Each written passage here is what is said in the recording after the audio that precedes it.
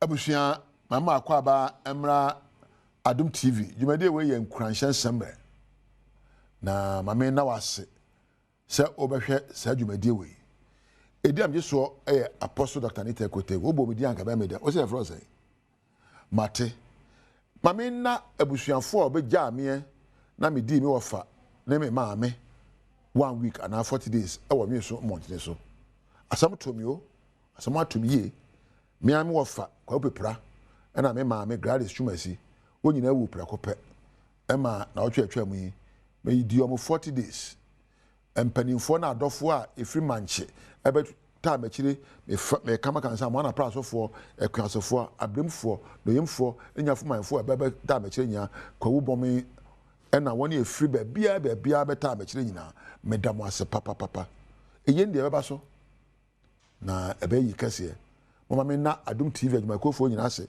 sa wo so masene ene da ide anya no na me de ba enye eye na mesemo na me ya kire se abrabo aye bue no ese otimi bu bra abrabo bedimu. Now how can you live a great life? You first have to sit back and do what we call self-reflection or self-examination.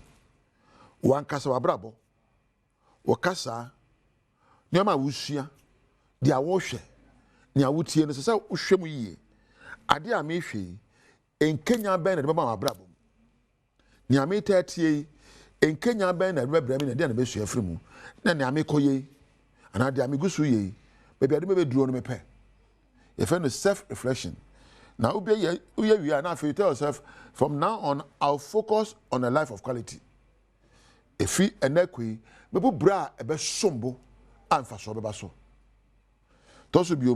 I will create a life vision and culture based on godly goals. Make sure many nishadi huru any empo amamre bia the yina so eye otwedi ampo nyankopon akwan.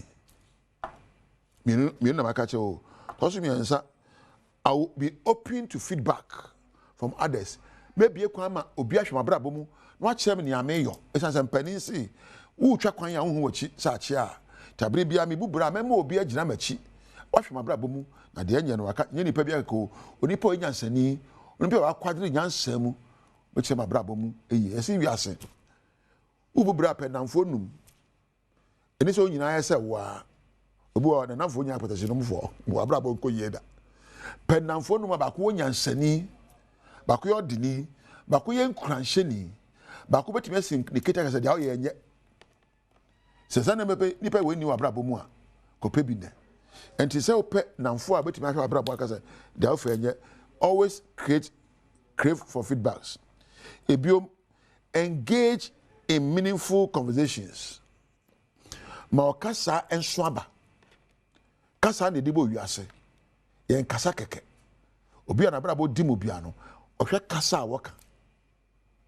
enipam mfie ne ohwe ne kasa se de mu ye drofa kasa ehyenkran kasa enam wodoso kasa ehwam kasa de yesi wedi oyo mama na ne kasa ne munyam hye ebiom kurakura obi a na brabo edimu no oyo obi a odemonstrate kindness na odnidie mani panyinara na odo edadi ekire obi a oba Adom TV aye Bishara Richmond da manage oda odo edi kire me Thomas oyalatani abrantie to shamia odo na ede nam Priscilla ni Adele odo na ede nam Weber Mark na ejawa be campaign mi shamse mi wura kwa ni odo eye ade nyina afapem do your mama se utimi da odo edi na odo ene homobro ene ebubra enti o mama bia no sa ne o manum we na maka kire wo twereto ho focus on a life of quality.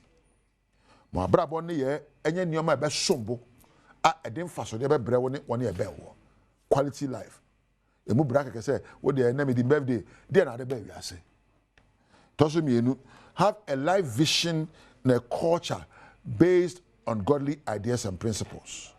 Mo abrabo ni hwade hunu ene empo wan kasa abrabo amamre onipa bia se onya amamre wa nyina so enye onyame nsem na kwankyere toso miensa ese obi ekwan na obi timi hwe abrabo mo che o se na oye enye na gitumu na sakramu obi a wonye obi otufo no oyira kwan toso enai you have to have the capacity to engage in meaningful conversations se wa no kasa ede ehwam epega nipa ebiom practice empathy demonstrate kindness and love all persons and show respect at all times respect empathy menyanti asa me nipa no mbujbra mo me nam ase na me na obia se so onya mrehwe me me chia me kuro mu hene bafo yebo a osehwe de autoso mienu me amechiri be nan kra no na me nchia me kuro mu fo nyina ye nye so man nyina na me dam ase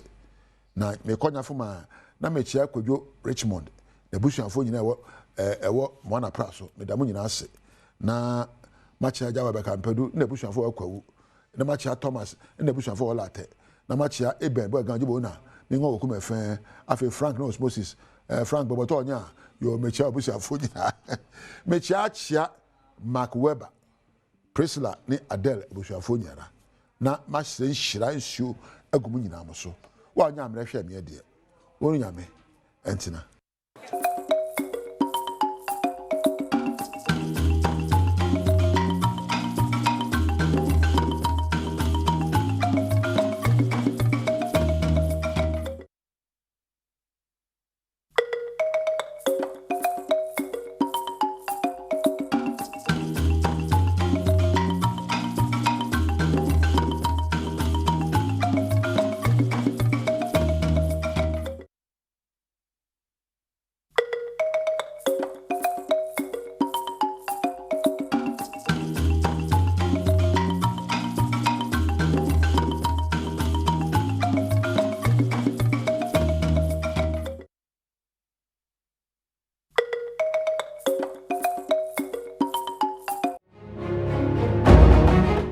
Chibiem yesamu akwaba do Badwam TV Badwam so yada Apostle Dr. Nite Kutegwa say ni nkranhye nsema ode abreye de edu so no ye Badwam kase ensem no ne obetie wo mu bi ni obi ananko no akwaba hwefie hweyire ne mma enne nkwanhye nti osresra de sawe hosemi ne sembi na no pay yade bro Adom TV Badwam kase okọ Facebook /Adom TV Extra Go TV 119 DSTV 280 ko YouTube search Adom TV 2 na kwa adomonline.com nsemi ne nsembebre ewo ho medi afia amankwa tamaklo afia ni de miente se den semno etie Orabia wonya mfia aduanan enkono afresaki yanke brebi atwam wono ana koba hwefie yire ne mama aso abusuanka yeso nanso enne nkwanhyienti wadidam mu odin de ode bekọ ayaresabia mpo de omudi tokoko anu meho aye den Adom kase etoso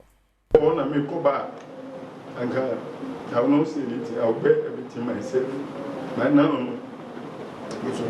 in combat to me then kai kwewa December ya December first to be a meeting me nya sky there are no and a problem no huge money I bet me at me aboa me bet me a sustain me bet me aboa me me nhwemu me call hospital na me need 1,000 winiba in and out time to go review into go and medication to money ne manema aina me be man kwara yi aina me sumedi aina me be to edu it has become a better to me to we dey me says me sense them before Kofa by the Accident Victim Support Ghana, Reverend Cyril Benedict Crab, and so a church and Emma would be a on Nukuno FM, Nanso, and no in Siwano Quaya than a day in our say, Obetimindi and moi at the moment for.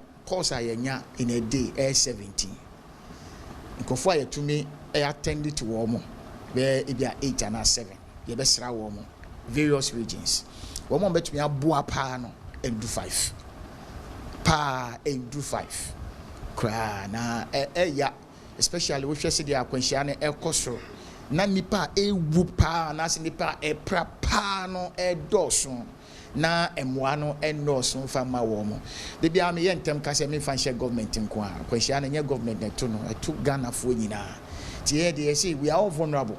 It can happen to any of us. Enti obia obehu bibia no owo bi nko ade a wobetumi abo. Ohene ya wo dra ehiem nana amofo tosomienu nana se ayesa ban ayi wo mo amakra kasa hwe enkoso wo ho ya fa wo mo sesabi enkoa de ntima nana de sansemi to Adom TV kase etwaso. Rebecca, MCA, historian, Bartolomeo de las Casas. I'm not now, or can say, Mr. All human beings are equal before God. So therefore, they should put a stop to slave trade. Samusha, Yandia, say on Pasum, Drama on Pasum, Mamma Korea. I couldn't hear, Oshia Musha, Juaha. It's a good shame.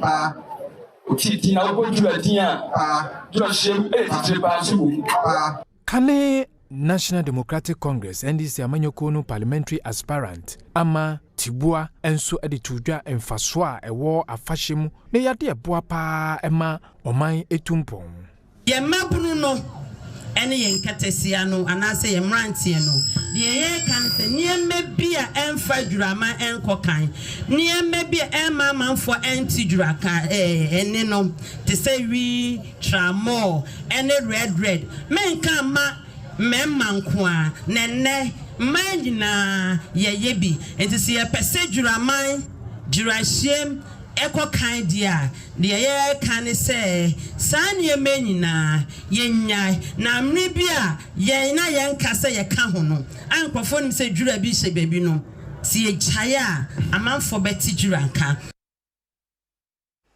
Pani ba ko na nida kwan so obetu franka men pipi amanyoko ye Dr. Brian Champon na ne watoto na adwene de ama posters ahodo no bi na wo kire mu se nipa bi ya wo mu kire se wo mu ye posters aba no ho no mo kire omo maniska wo ma wo muska na sa kensie na wo mo pre 1 pp mu no emfa ni medikan akeka na adwene kire sa fo no emunsem eni. The polls that put others ahead of me, you know, I'm sure if tomorrow I want to put up polls that put myself ahead of others, I'm sure that I can have some friendly posters do same for me. They do not concern me. Most of these polls are psychological operations on the system, totally meaningless. I don't intend to sponsor polls in my favor. I'm here, I'm in this campaign office. Many people come with their polls that, oh, you are winning, you are 90%, you are 70%. Give us money so that we'll go and put it in the papers, put it on online portals. I'm not interested in any of that. Hono sankasa de afagalansin semse hono di tuja se be ya enka ben yi wonyi enefua aduokro meche 90 days emfansi wono mmra efomagudie to emfa kwampa so dwumedi nyina wo man mu sene be ya ebetumi abo ama yensu wonsu a ni ase nyina no asan akwanete biada demo. Citizens have to be told what to do. We have to put a stop. We have to put a stop to the situation. Galamsey, halt it for 90 days. Stop it. Everybody should stop mining in this country, regardless of the financial consequences. We have to agree that for the next 90 days, I'm not talking about even a state of emergency, 90 days, rainy season, let's clear our water bodies, let's engage how we go back. Dr. Mahmoud Baumia ye kane Ghana mampani abedi echi ono so ani da kwan so obetu franka ma MPP amanyoko no nene wode nsem bia todwa wo kire mu se nene ma pa wo ye se wo ye mampani abedi echi ne mo a wo bo MPP amanyoko no de ede pefe so ono ni nipa franka tu dibia wo MPP amanyoko no mu no delegate emfama no 208 na me wo Bank of Ghana na me ye omo penyi Governor no Abedi Chiri, Penyin no Abedi Chiri, Deputy Governor of Bank of Ghana, and na Kufuado Befremi, or Semimbe ye na Abedi Chiri. Samre no na President Kufuo Abedi 8 years. Nani Pabebri cast Chirame say, Mamin Jai me Juma no na membe ye running mate. Mok say no party are breaking 8 no, enti me ba yendin kunim. But me kanchiro mo say President Kufuor and appointing me deputy governor. Enti MPP here say meba abeboa na yenya letimi din kunima mentimi nkase member enti me resigning me job ewo Bank of Ghana e be ye running mate of the MPP.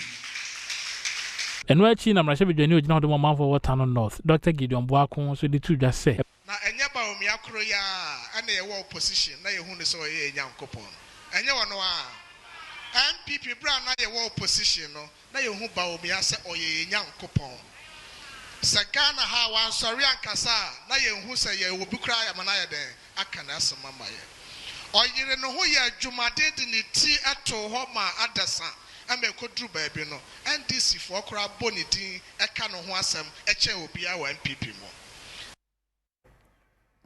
That was so na Health Facilities Regulatory Agency and a health facilities a who be a Kumasi Dungoche ya Kumasi Metropolitan Assembly Clinic e kan ho bi no on akotum. Adwuma na ya na exercise the whole country near no. Ya start with Greater Accra. Ya we phase 1 of Greater Accra. Ya basa ko Greater Accra bium. Your phase 2, Ashanti region here, you other regions. At a point, you bedroom baby no, you better want multiple teams across the country at the same time.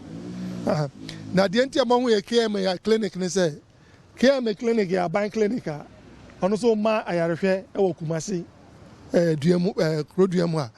Now your records say facilities or more have license no encounter.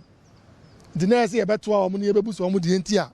Omuni have license omo enipa wo ayrekwan so enti yeso ye ba no obi antimi ankyere so omo license bi enu nti no na yesi yetum ema omo so edi mra so se de ye mra no kyere se obi a betimi ansana betimi ahwe obi wo Ghana e wa yarehwe mu no e se unya license e free reference an wa yadwuma oto anen kase so kyere se omba santimantem henefu amienu yi asabia be se adu no mutimi ko ya emudu nwotwe eni tumi krata ya ba Kumasi and Asa Ashanti region, a free no abeka sabre no. Ya timia ko 20 facilities. E mu du ngotwe. Any FR license and normal license ewu. Sa edu ngotwe ne yatum. Mienu de e kodru no. Na omo a license no. Enwa adwuma no madru animu a akaka krab no omo sa kanti no. It wouldn't have been fair to close them down. But 18 no de obu a won see office da. Obi wa the license wu ye no onye nya de so beba abaye obi so onu mu a ubetime aduro na ho tantantan yanto so na ohina wo krantin abotan na na si edu kochi na wosre se yemeyen semso bi wo krantin abotan kro no ene ma mekrobo ntemu na ha dwen isan sesa nsamso ni no ho ntino adehye bre akuafo bre niema no ba ya no kra no wo makote bakra no so ne maye no mu odin na de etwa wo mu yam kra ne opemfo bi okowuye esan sa bridge denti kase no etwoso wo ba promise say ye kra ti abota ye bridge e abia nkan obeya man meka be afemu ani ye wura se dinkatia e ba ma be krobo amo menene tonchia na ono so hya me bo say so omu wini NDC wini a ye bridge o ba ya man ye sre se ya boa amo ma wini ye problem nyina ye kwanya ye need light ye need chin compound ye need school but ye can say ye priority aye ye bridge omanfo bia womo nso etimpatemu a abiribia womo echi omenam se ensamso ni wona akwan nso eniema enkoye no womo nso ni Adom News nsentwofo twetwe nkomo no womo de nsem se na tuudwa edru nso tobresa ye ntimi ntwa nsuo yi abatan ema emema nti na ma ye no bayaka mekasa nyina mekita bro be say 50 bucks ntimi nko nti ya de srede a de to aban ni mu ne say wo meboa ye bridge no school for edua no pass ni ba be ko school a kisa mi do mo ba na ma be woro me ho de mo twa nsuo no na ma ko na mo pon school nsuo a masa betena ha woro me ho na masa de mo twa nsuo na ko eya asefem se wo friti ase be sia kokoro ba kwa we eye tie na so say ensuo ni yentimi nkuro so nti just bridge ni nti gisa okonwan saa ansa last week ne ye de aburo motokimi ensa e ba besia kokorobo ye beduru ana nsuo na yire ya aburo no kansuo aja ma nsuo buraburo ni nyina ma aburo se aburo ni nyina aseye wa mo amhwe the way aye bre ya omo ntwa omani mehwe yen na a friend place kranti abotan na maame krobofo yen so ka Ghana ho ye to aba wa ha papa. Engineer Adom TV Badwam kase na ha na brema kwan na no pay ye de asie. Emre ne adaje a wode ma yenti ye da se papa na wotwi mo gusoa ne ye tena no ye da se. Wa fe na wode afidie no ato ha na sedan koma on ye da rade ase ama okra ene oni pedua se nenso 16th October ye kiati asifo ka ho bie. Dwumadie se Badwam de 5:30 ene ye hyase bra ye de nwumto ejeje wa sebe ya de bekeka ho na ja sempa ye bi wo ho a wetumi abo ye wie pa Apostle Doctor ni tekote guba na obehihye ye nkran owie pepepe ye de news no bro te news no na yakofa ye de asi he ti radio fosu 97.1 ye mamunyina achen ye mamunyina akwaba akwasinsi aboaten erikesi edubo adi ye de agudie mu nsam ebeba na yaba de obonkrata no na yakọ Adom online stories no na je say the health tips no aka ho dia bro eno ene segment edi kan sese ti make say Radio Adom erikesi do bodi nkwanne one na busua ti ase ti wo bai hu se na ho keka no e wo soro obi ehun ne ti se kwesi ehun na e wo se na nije be me na no pa menchi awai meje so na bibia boko de nyame Adom se fia nyame Adom e wo te nkwamu a tekemada bodwe mu ide da nyankopon ase se de bia me kasa nya merit mercy nya class Christ nya government policy a God's promise a university degree a God's decree and sa bibia na no pa bia o my to me sorry je na so waka na ye be eduma ma o my Ghana ye na so de aba nya de a ye da na se dodo da na se pa ye de nyame asenso na ko say ye say o ma wie group stages na oh say dey say ye hu wo ma qualify ko no 9 countries e ko sige e Africa na mu ne ko okay aka say e Nigeria na wo ma kan so be ko fa nchan ha so mbetimi akoka ho a Nigeria gusua ye calculation Nigeria mfa automatic na mfa say o kwakọ playoff to bo Africa playoff no wi no kwa o hwe so betimi wi ni wi a no asan na wi asi afa na nyina playoff na ko ja so ba be kan ho am ya ko bia ya na be kati ubeye na no ayi nti be qualify the fast yeah na bia mamu dabi wonti nka ye dabi radio das ko ke ya kafi da ben fini ya ko fachi wa won obi dia free maka obi dia bo ma fa ti agudi mu nsam erikese du body day brown na mmom agwasi yen kan kire Ghana fo ni titru motofo no omunya hwe yie omo drive boko kwesi me see in between two cars speed pa ya wo die no am see serious na ebi mu yete aso mu nsuro wu ana mu kwane emi na bia person mu squeeze de fa no and owie no what two side mirror owie na anti pacho mommy me pacho na wo pacho say nipa na o say na de ho na ka kire o say wa plan for sa ayi no aboka enso wochi a onwene se me say oye no okoka kro be yew onu mo kra apeja ne nsa so free ogo no a na de ntia mama be ka we ye news ye na no pe ya owura saki abrantie aduanan enkono ko ni 50 mu ani a oye na dwumo o so ton books wo ayi city campus o side wa pon okofie so ohun ya ne sai ne nan ni mu ayedu okada gina just wo gina ya papa ne nan ni nyina eko obi ana nkoko ba wasi sei de wode to kokom anom eden tina de America de abisi no yenya ye tena soro no so yenya careful asi ye pentem te no ye yende sin ye safety no esre o tramere me kra wo misabi not teachire sa ye kekra pa be ro na obi wa rider ne mo mu hye na wa o teachire no hye eno na ye dangerous no rider no mo mu hye o passenger wan hye o teachire ye si etire nso etise watermelon ebo ku mo ache o sa don sa kan de ne sa do e kan form kakra bia kan form a serious wa hye enti esre mo okadafo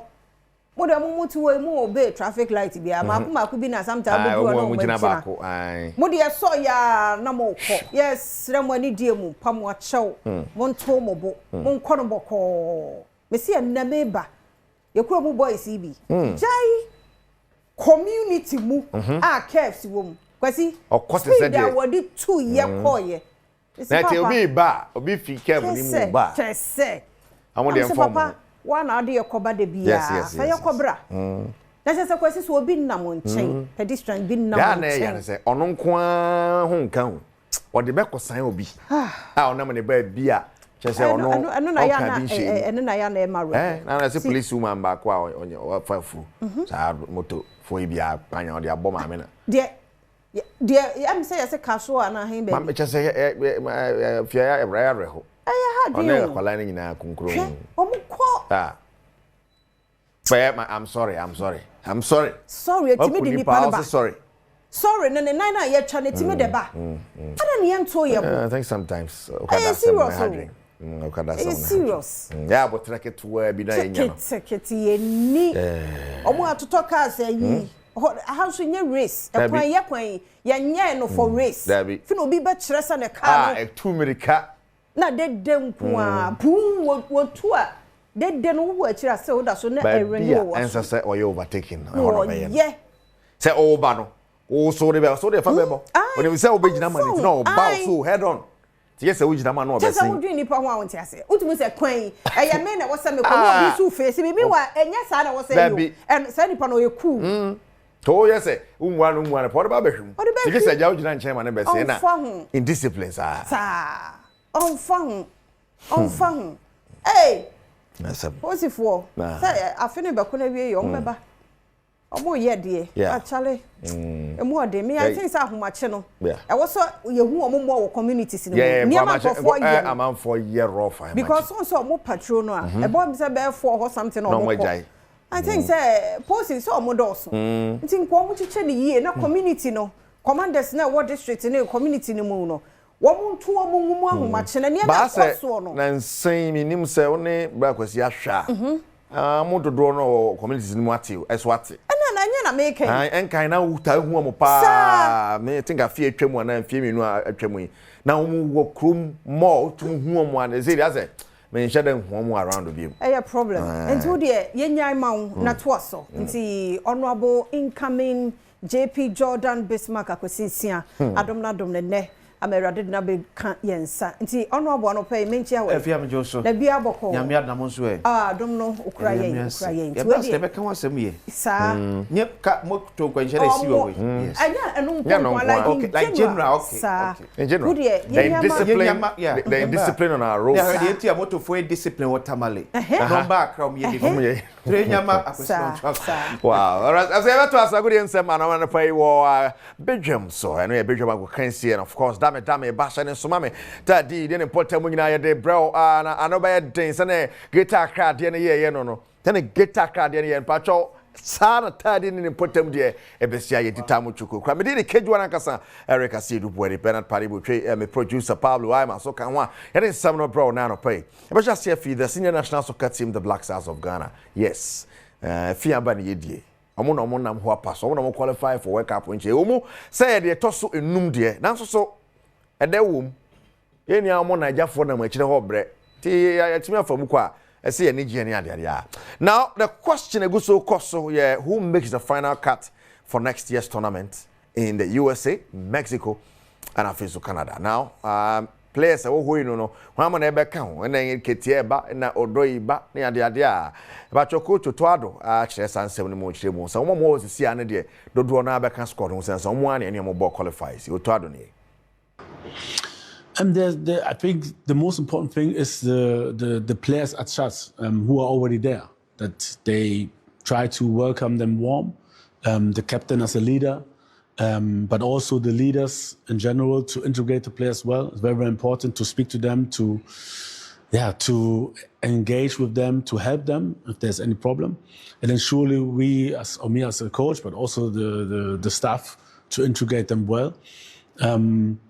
And this is, I think, the key for each and every player coming in new. But like I said before, I don't know what will happen in 8 months, 9 months, but I guess that the core of this squad will stay. They deserve it. They were there in very difficult times. They are there playing all the qualifiers. So this is also what I will put into the whole box of deciding what to do.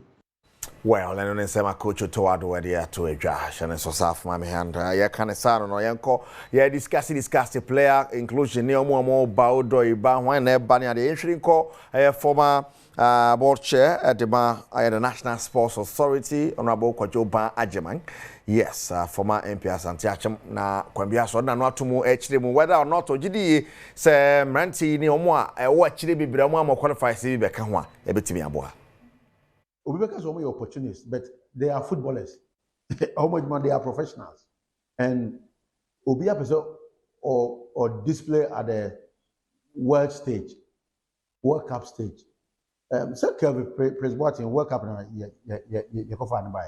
when he came, he performed. Because Obia qualified at the World Cup. Why do you want to leave the person out and beef up your team?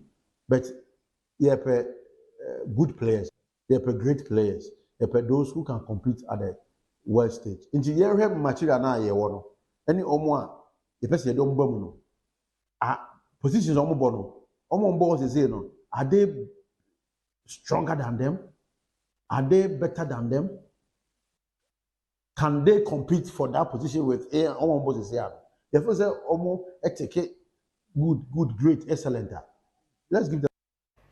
Well, and then some Honorable Kwajo Ban Ajeman area to a say one of the fossil be or heavy be able to boy na be to me akoye and some year more no former player the man of Black Stars and or your coach or sanso agents, yes, player agents, Gordon Trump, yes, Platini some na making also na no ato nsem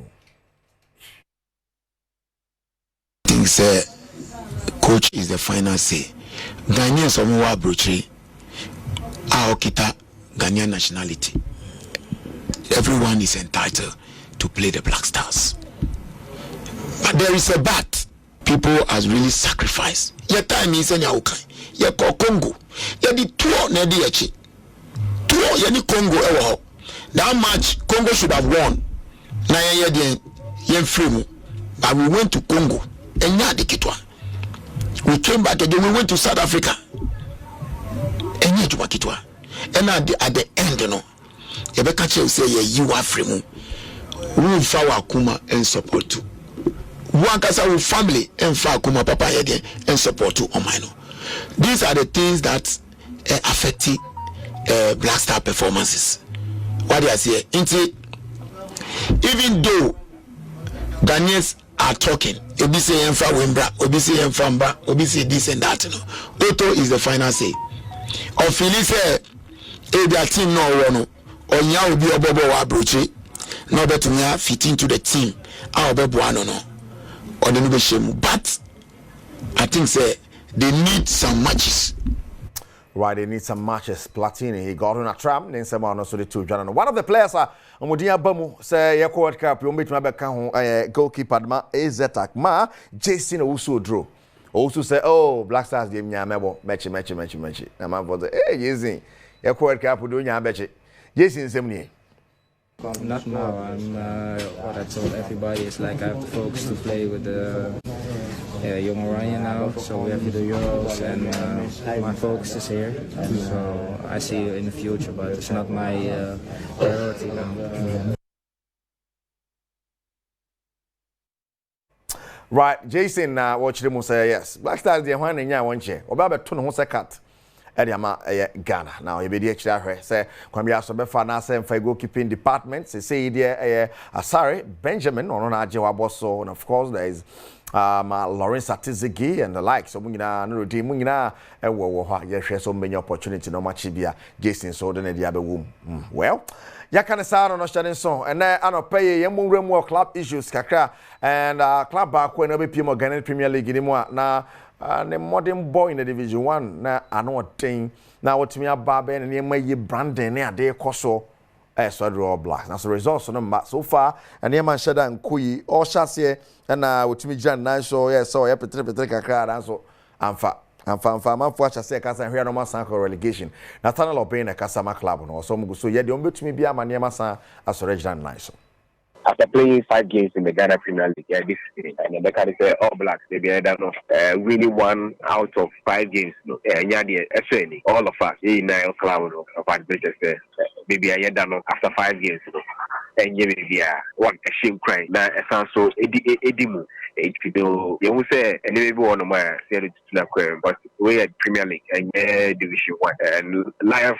Acquire learning curve. Then it is better.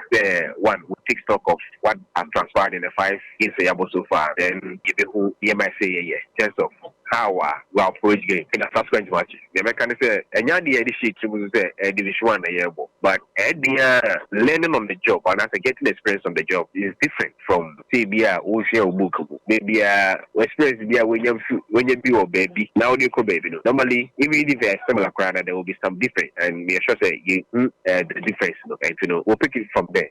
This year, and yeah. Well, I'm in some Nathaniel Obeng at the actual age. And I actually called a camp of Kumasi Asante Kotoko ne Kotoko for Kotchen Common name and Yantiasa or more Boremo Su Kojinshira or Subancho and Nanka Yeresia Befa.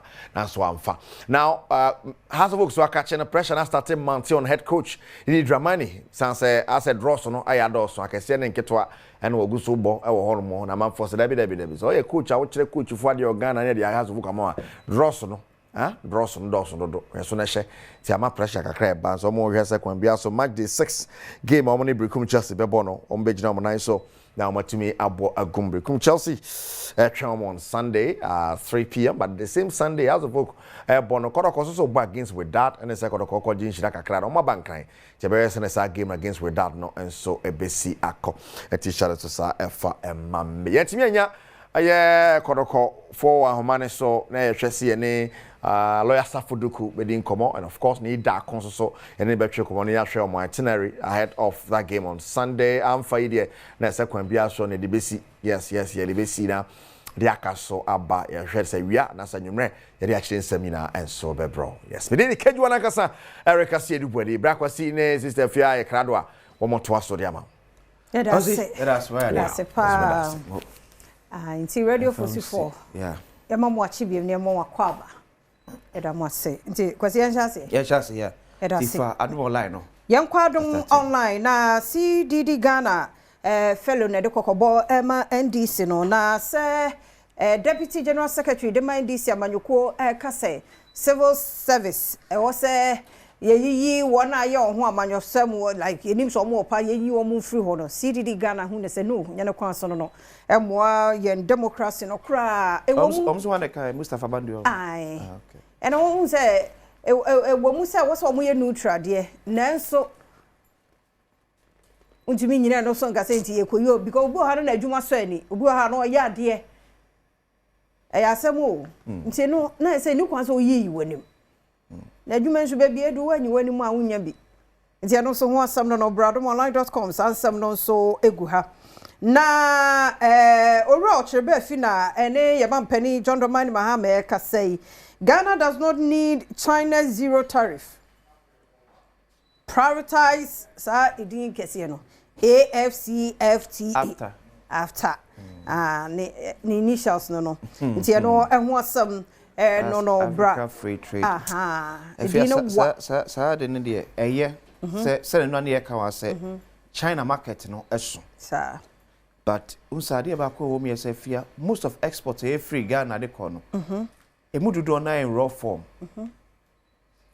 it is kakakra bi ne free mo ekodu China no mo na de bibia ka ho no madane no asabeto amaya body wo program yes I bo na no de yes eti wo hwe even the whole Africa ene ma a free Africa ankasa ekwa amrone as export no less than 5% per ene de bibia ka wo ye value they are carrying raw materials ene de eko it is also China de bia o aya no bibia wo ho cause him say enema benko a na ye free emamu e de ko China Ghana for say na export na de free Ghana e ko China vis-a-vis production say na o emamu ano as against production at China for ye decide we say who am na benya ho fa so ye pa ko China ni beji bosia at best a 3% interest rate no they are producing yema Ghana ni be kwa kwaji interest of about 20-25% they are producing yema say no betumi kra producing they are China ko ton dudum ti ya hwe ni ye be wie no na China fo no nya so mfa so bebre etimi I believe say abai mi enkoso ntai a businessman no ene wo menachi no to be produce more ye fa more kwanya say kwa wie no China for no betie edi ayasem ti badwamonline.com asansem no wo ho na even though they will lose Brian Champon holds NPP's future ora ko do asari na kasai okay onu hu ne NDC MPP 2028 MPP lose na so ora Brian Champon de hu say in future so we to frank am MPP de bright it and so and what some no explainer was a why treating water could cost Ghana Water Limited 17.7 billion cedis by 2030. Ti brabe hwenchire mu no. Brana be kan ne hunu neti ase. Badwamonline.com. And 2030 eni achiro. Eni achiro. O na se ye kan 2026 we are say be say. Oborian bonza. Ba year 2020 se sun kate yes. O so se ifro na mafo se so fra po so difu am. Ah, se ona. O sum ni so ba wi. COVID. O fure ti bi nyina na so nyina nyame so emu. Ti esum de by 2030 na hu ni sad and 2025 5 years from now. Wow. In fact this year prayer can was nyame yadwa the next few months here we are no. Here we are 2026. It was just about 3-4 months. Yeah, they got 2030. Do we say we kire ever to say. See no some no na Brian Champon's campaign message resonating strongly. Pius Hadiji and what can say. So over just so Badwam ono kwesi di nkomo say you know just so ne Badwam wanya steady den nam wanu musa ti no ho asem ne badwamonline.com sansemi eni sembebre so e wani mu ha yefa the bokata ban so and to daily guide the bokata enie or see minority raises red flag over AT Talisa merger and say abais worker elter to go any Talisa abom no don't want to there be in chemubu on mo sinto wom penfo samre bi no me cheche Ghana fo emu what the independent ya e prefraka to bre wo NPP am yokomu fo ni aba Dr. Mahmoud Bawumia fo ni ewo ha Kennedy ohine e Japan Dr. Ya Osei Educhum Dr. Brian Champon and afi engineer Kennedy e Japan e kwabna e Japan esu fo ni ewo ha no see NPP flag bearer race candidate in fierce battle to say na yeka say nipanum obiat in wagum say enye easy eso obiat in wagum na doctor you said it to say ehu kwache obia but people to bia say negative data from man so the ye doctor unu ayama Ghana disua ya kono ayefe wo de America disua ba Ghana onye say if you so born apaso no de ye bradi hey na kana mampani abedi e chi nso well say twi no what pa yeah wa no de beba ku mienu bi afa ho oh wa ya de yeah aya de pa raden ka omo ho adwuma na nya bete o akwasi 276 constituency yes na wo boawura mu ni obi akasa ko ba bia we akoba akui be ko be menu bi aka wansa na January na dru honum monyere mo ho munu obi si wachi munu munsuo adwuma na nya bete na mo raden fa mo nkomra enye easy kra afia brante na bo ne call so o de ku jirapa sio no enu a court ahye se okoda afia se ne nkwa na nyina oh nti power no ne ku no sa HR se hwan so HR wadwuma ni mo ya bo ne call no a court anya de sentence aba for na ne de until say any other dance e band on e gidi say okunu wonya mfie say I think it's 38 or so ani bre o obahwem ani bre se menya ne age ne right there okun obi de hie o say onkodam ne nkwa na nyina ne nkwa na nyina obedi no efiase daily 39 years na wo nkwa na nyina de obaba no oba he ade ase ne nkwa na nyina ne nkwa na nyina ata ye o at the end of the day kwesi ne nkwa na nyina no oda so ohu ade odidi but obi breadwinner papa bi sa papa ya den a wakosi wajira pa ho ya Dubai ya na no na ni Dubai ya jira pa Dubai say staff enyuma ye fo wo mo adwuma guo abusua emma ne yire say obi ajapade wa say no because of wo nipa ba ko interesting ti na obeku no dear painting na obeku no a wono aso ne da yakopa ni sika aye na japade na kone na ase kwaje ni hira de bi dan so obeku no unsusu me ani mrade o ani bebre no abranti anka ba na akwasi ka wo so ogina wo na so ye adwuma no he kodem onkwa na nyina mo hu muso me enfa ngoto ho me yesi yaje wo nkwa yaje o like yaje wo ya fa say so there wow them opa lock ona from anopa to area 3 mpie na pie be 4 upia wo se na wi asete like unkura hwi o nothing onya hwe ubetimi ahwe tv ubetimi adidi o isa ba de hyede mu a kasi wo so obehwe tv obedidi da bi just oni sa freedom and make us onu book on so oni sa ba so wo sa freedom no wo hyede mu ana bofo na pia wo say eh adade a chesa you want it sir ese kwasi wo condemn for no omo wo ye different no ten area kra wo bi nti bi mu said wo baba no ani nyina anye condemn for no oba oba the hawk the wakata su enie Ora John Abdullah Jinapo, Minister of Energy and Green Transition for the Aba. That's an encounter. There's a Casanako form. Cry. There's a Casanako form. You man say what form? No form. The job day ground. Yeah. So Onya Communication Director. Unsa Frama or ye underground the Jumano ye pa. But first na Minister no na Communication Director. Nice on wa be yin samano. Nemwa. Is sometimes when ye mu ama e chire fo na ye na wa.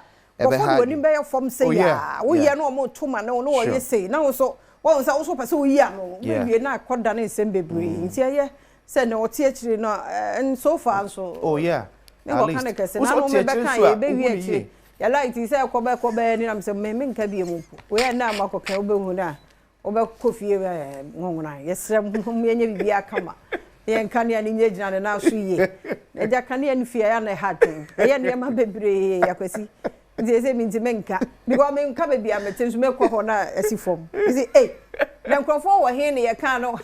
Oh, Baba, I don't know my boss, you have a coffee near Dunduni. It's already here.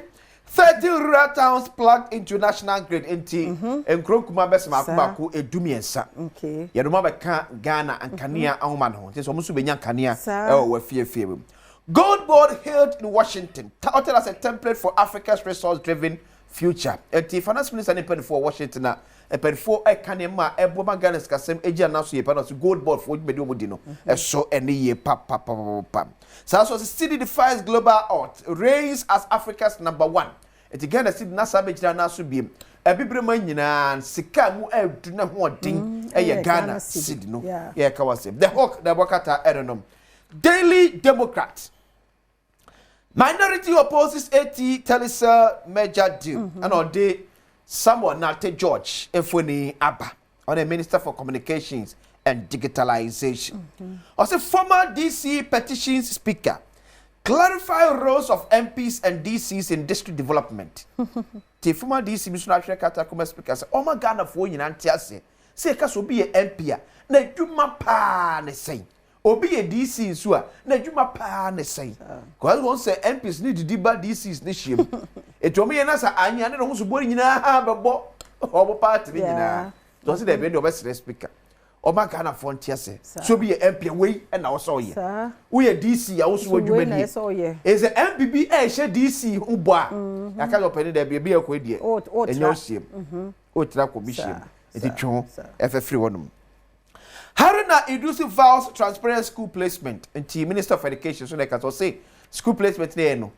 Ye ntrase mo obi nya gigete na nkonkotena owas. Ye nya ne sa. Oso owas for mo grace omoje. Tu pro owas akwa no atwa owas for grace ni bi. De mo nkofa tetina fa nkontena owas. No obi menya 6 was ne fa ne nkotena ayi grade D school. All because oni obi obeka bi e de ama no. Oso sa de won pre. Yeah. Timu am you know say wanted to say be wo be you nyina afrimu be you nyina afrimu everyone.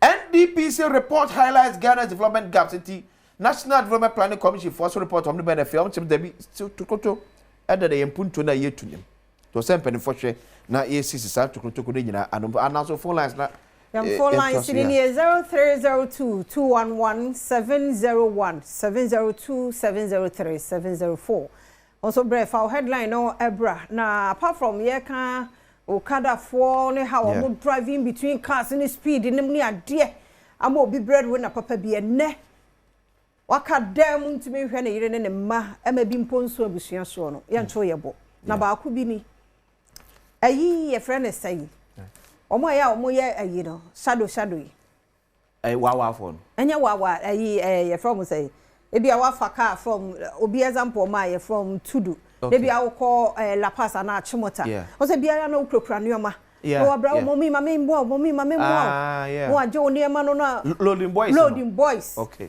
no aje no aso de kwesi car ni mu na ja o so o tena se mami bia kwesem wo kan na no o de tena se nti obi o ka kire mate ne se me neema hwese wo ma o so oneema bia nim o so mu chini wo ko chine kwa he enkra ha Tudu wo ko chi wo go hwe dey yes sa wo ma hu tina de me ka kire ahwefo ne atiefo se omiani na ho and kwasi asema me kan ebi wo ye station kwa enti no there is no doubt obeka say oh oni ho because even so ko VIP station you kura on so do ho akura even before aka do kura be obi chesi u dada mpacha wo kwa he kumati sunya ne boga hwan no ojo de ma enti wo so that time no oh mami hwe ono ma no ma me ko inside akotwa ticket no ne ade oh baba na so ne manu etia VIP say benim sa de ba kom kache passenger je say wo niema na apese ye de hye car na se make sure say ekọ ansa no Africa no de bia oduru a o maka kire wo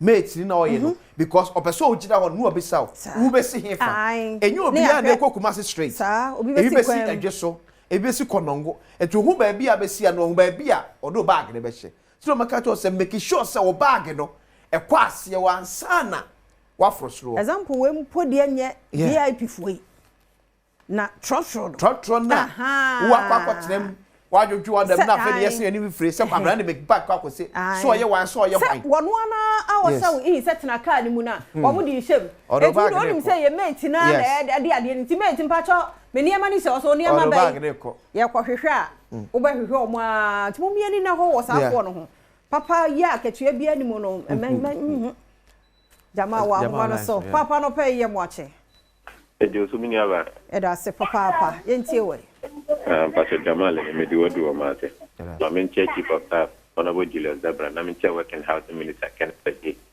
na men ki mayor Ken Zuba na men kwa MC honorable Joseph Amankwa na no kwesieti na this year sama o kan do ha ya na firi o muka MPs ne o muka campaign time no because nanke bebre ne nim se MPC den ko mo shamara ba do campaign time on be ba be share bo na be ba be ye we ama ne be ba be ye we ama enti e ba na sa na constate juma na DC ya MP ya obedi MP so person ko ne ni nkena fi na juma na e kabom me ka che abada da etwe mo ba ashanti reji ha even a street bob na fi MP ne DC for no mo ko ho it just say DC ne assembly ma this street bob mo ne dia akoma MP because of about 20 nti mo ka ha na ama adwuma na ya de nti mo ka sa tena no mu hu se we adwuma ni a bejiri se be ma etum be ba say yan fa 2 pm asante mampo zubaba oh ne de na te ko facha yen 0302 211 701 702 703 704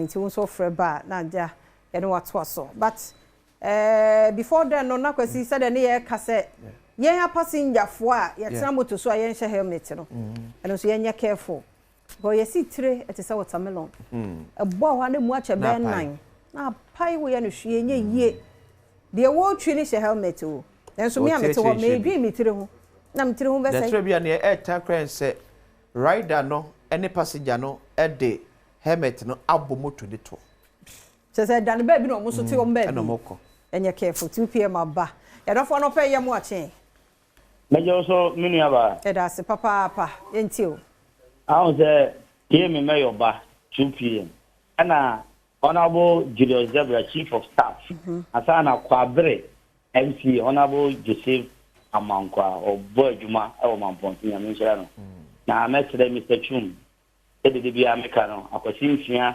ene afia Amankwa tamakuru so makatuam e wo Yesu din amen akwasi 2 p.m. Yesterday, Chairman Akutu and at 2 p.m. Akamedema MPP4. I say, Omo fashion no a dozen woman in. Yesterday, politics here no, and yatin the day.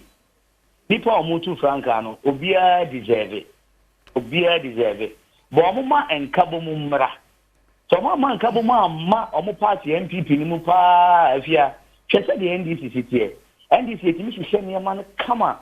Yabaya, they say, Kwabna group. There was His Excellency Goodluck Obama, John Dramani Mahama group.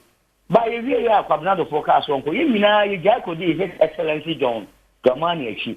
But MPP, I said, when two, what's me, what coming, where did we have them, come, we want them, almost any mana.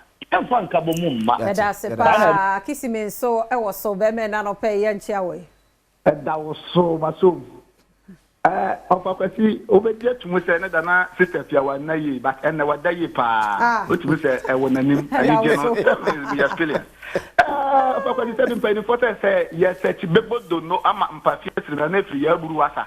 Now, we get Adom TV by FM, kissing and Biafra, Monsant engineer Frank, and a sister Fiona of Akwasi. Now, for a sister Fiona, only after Keke, what's that to you more? For that was I'm now to not what the penny rob. What in the year 2020? Say, soon to tell you, sister Fiona, the Yama Flores, no Swama. In fact, I see her. Mamentia honorable brata Samoa Brown for MP Emma Bibiani and also the family body people na me tamus na me fi sukura ma men no ta okada for na mo commerce no kro okada for what mean say obi lat FSC na yi no okada no so lat no so ye fuck lat or the two ani pe wunya ba bia anyo no bi to okada ni mu na oye ye na okọ na otwati ba bi hu bia na otere no ho nipa na otim no na ni nso agye na be wie no wie ye eye funu adaka mu na metro kada for ye hwe ni ndra bu ye akiti mi ni makra ya da se SK Bolas papa ya mu ache ba me efia man ko ba tan pa me jo so na bi aboko de ya me adom na mi krom di kru agency ade ma na hoye me hoye pa SK e do ba de na se eye SK Bolas na me na e wa de ni na mo de modu obwase coffee cream I mean here in Kemi MP of what it is Ushima Kofi amount pa okumuko obi aso no aneko ma me kaka me kale sango fa omuludu bus wrestling tane we no ye form away bus wa mu oni anawo na yo azu wa je bagre o de ko share city na fi anazo de ko to kano extra o da tra kan mo ba ko du efinu na o ba gno e be kaunsa e yesre akwantufuo yesre timamufuo no se wu tu kwai na godu feju na away ba before ni bi ejo bag na make sure say ye no mano RCC na answer of kano anyesa ye da sentra ebeda ne wasokwa we eye SK Bolas nyame na here oboase mo na nyame tuma se ben aba ben ye mo ache ya ne die eda se papa yentio yo metia honorable ben champion say yampa bom na baba di Ghana esi ho onim say NDC for brebia mo ba NDC ayi mahama na promise say oba ma sa okada for aye djuma on say ndamba yi ni pe ewu FSD obi nso wa djuma ma na gom te o ya man yosem ti be yi na di mo NDC from ni bi pasa bia mo ma Ghana me da ma si bebre that's it as eda say gentleman so aba gentleman yanchi away hello gentleman ya mo akwaba Enya Sefia. Now free here, nyame adom. I'm free or you cook for radio. Okay. Okay. Yonkodo. Ya koye. But you na fe de masamane school year. Ye bie no me de ye. Okay. I say mo ka ho asem kakra che. Em se mo e ba no an mo ka ho asem aba. Be na o twi ya because I do time I so mo ka say mo highlight ho. Okay. Se mo na ye mi sa wo fo no. The do na ya can I say education for baby almost standard we could say obi betimi akọ no ye mi say grade bi a wonya ya omo im say ye ma school be ye no betimi nya school akọ na if you onim bibi na me ba e wo Ghana so ko fordia wonya 10 ana kola bi nso fi efre baby tontro e wo tafo akola no e de 28 ne baye. Okay. Na teacher for no person obey science. but a do maybe no na kwala no lead the whole school. Wow. Na teacher for na what control the di be patch was say. In fact, that's a school nearby no be anya 28 da. It was the first person. Into on be say na me say teacher for the omontemo no ya na kasa no ye no mo pene ma kwala na ye science no.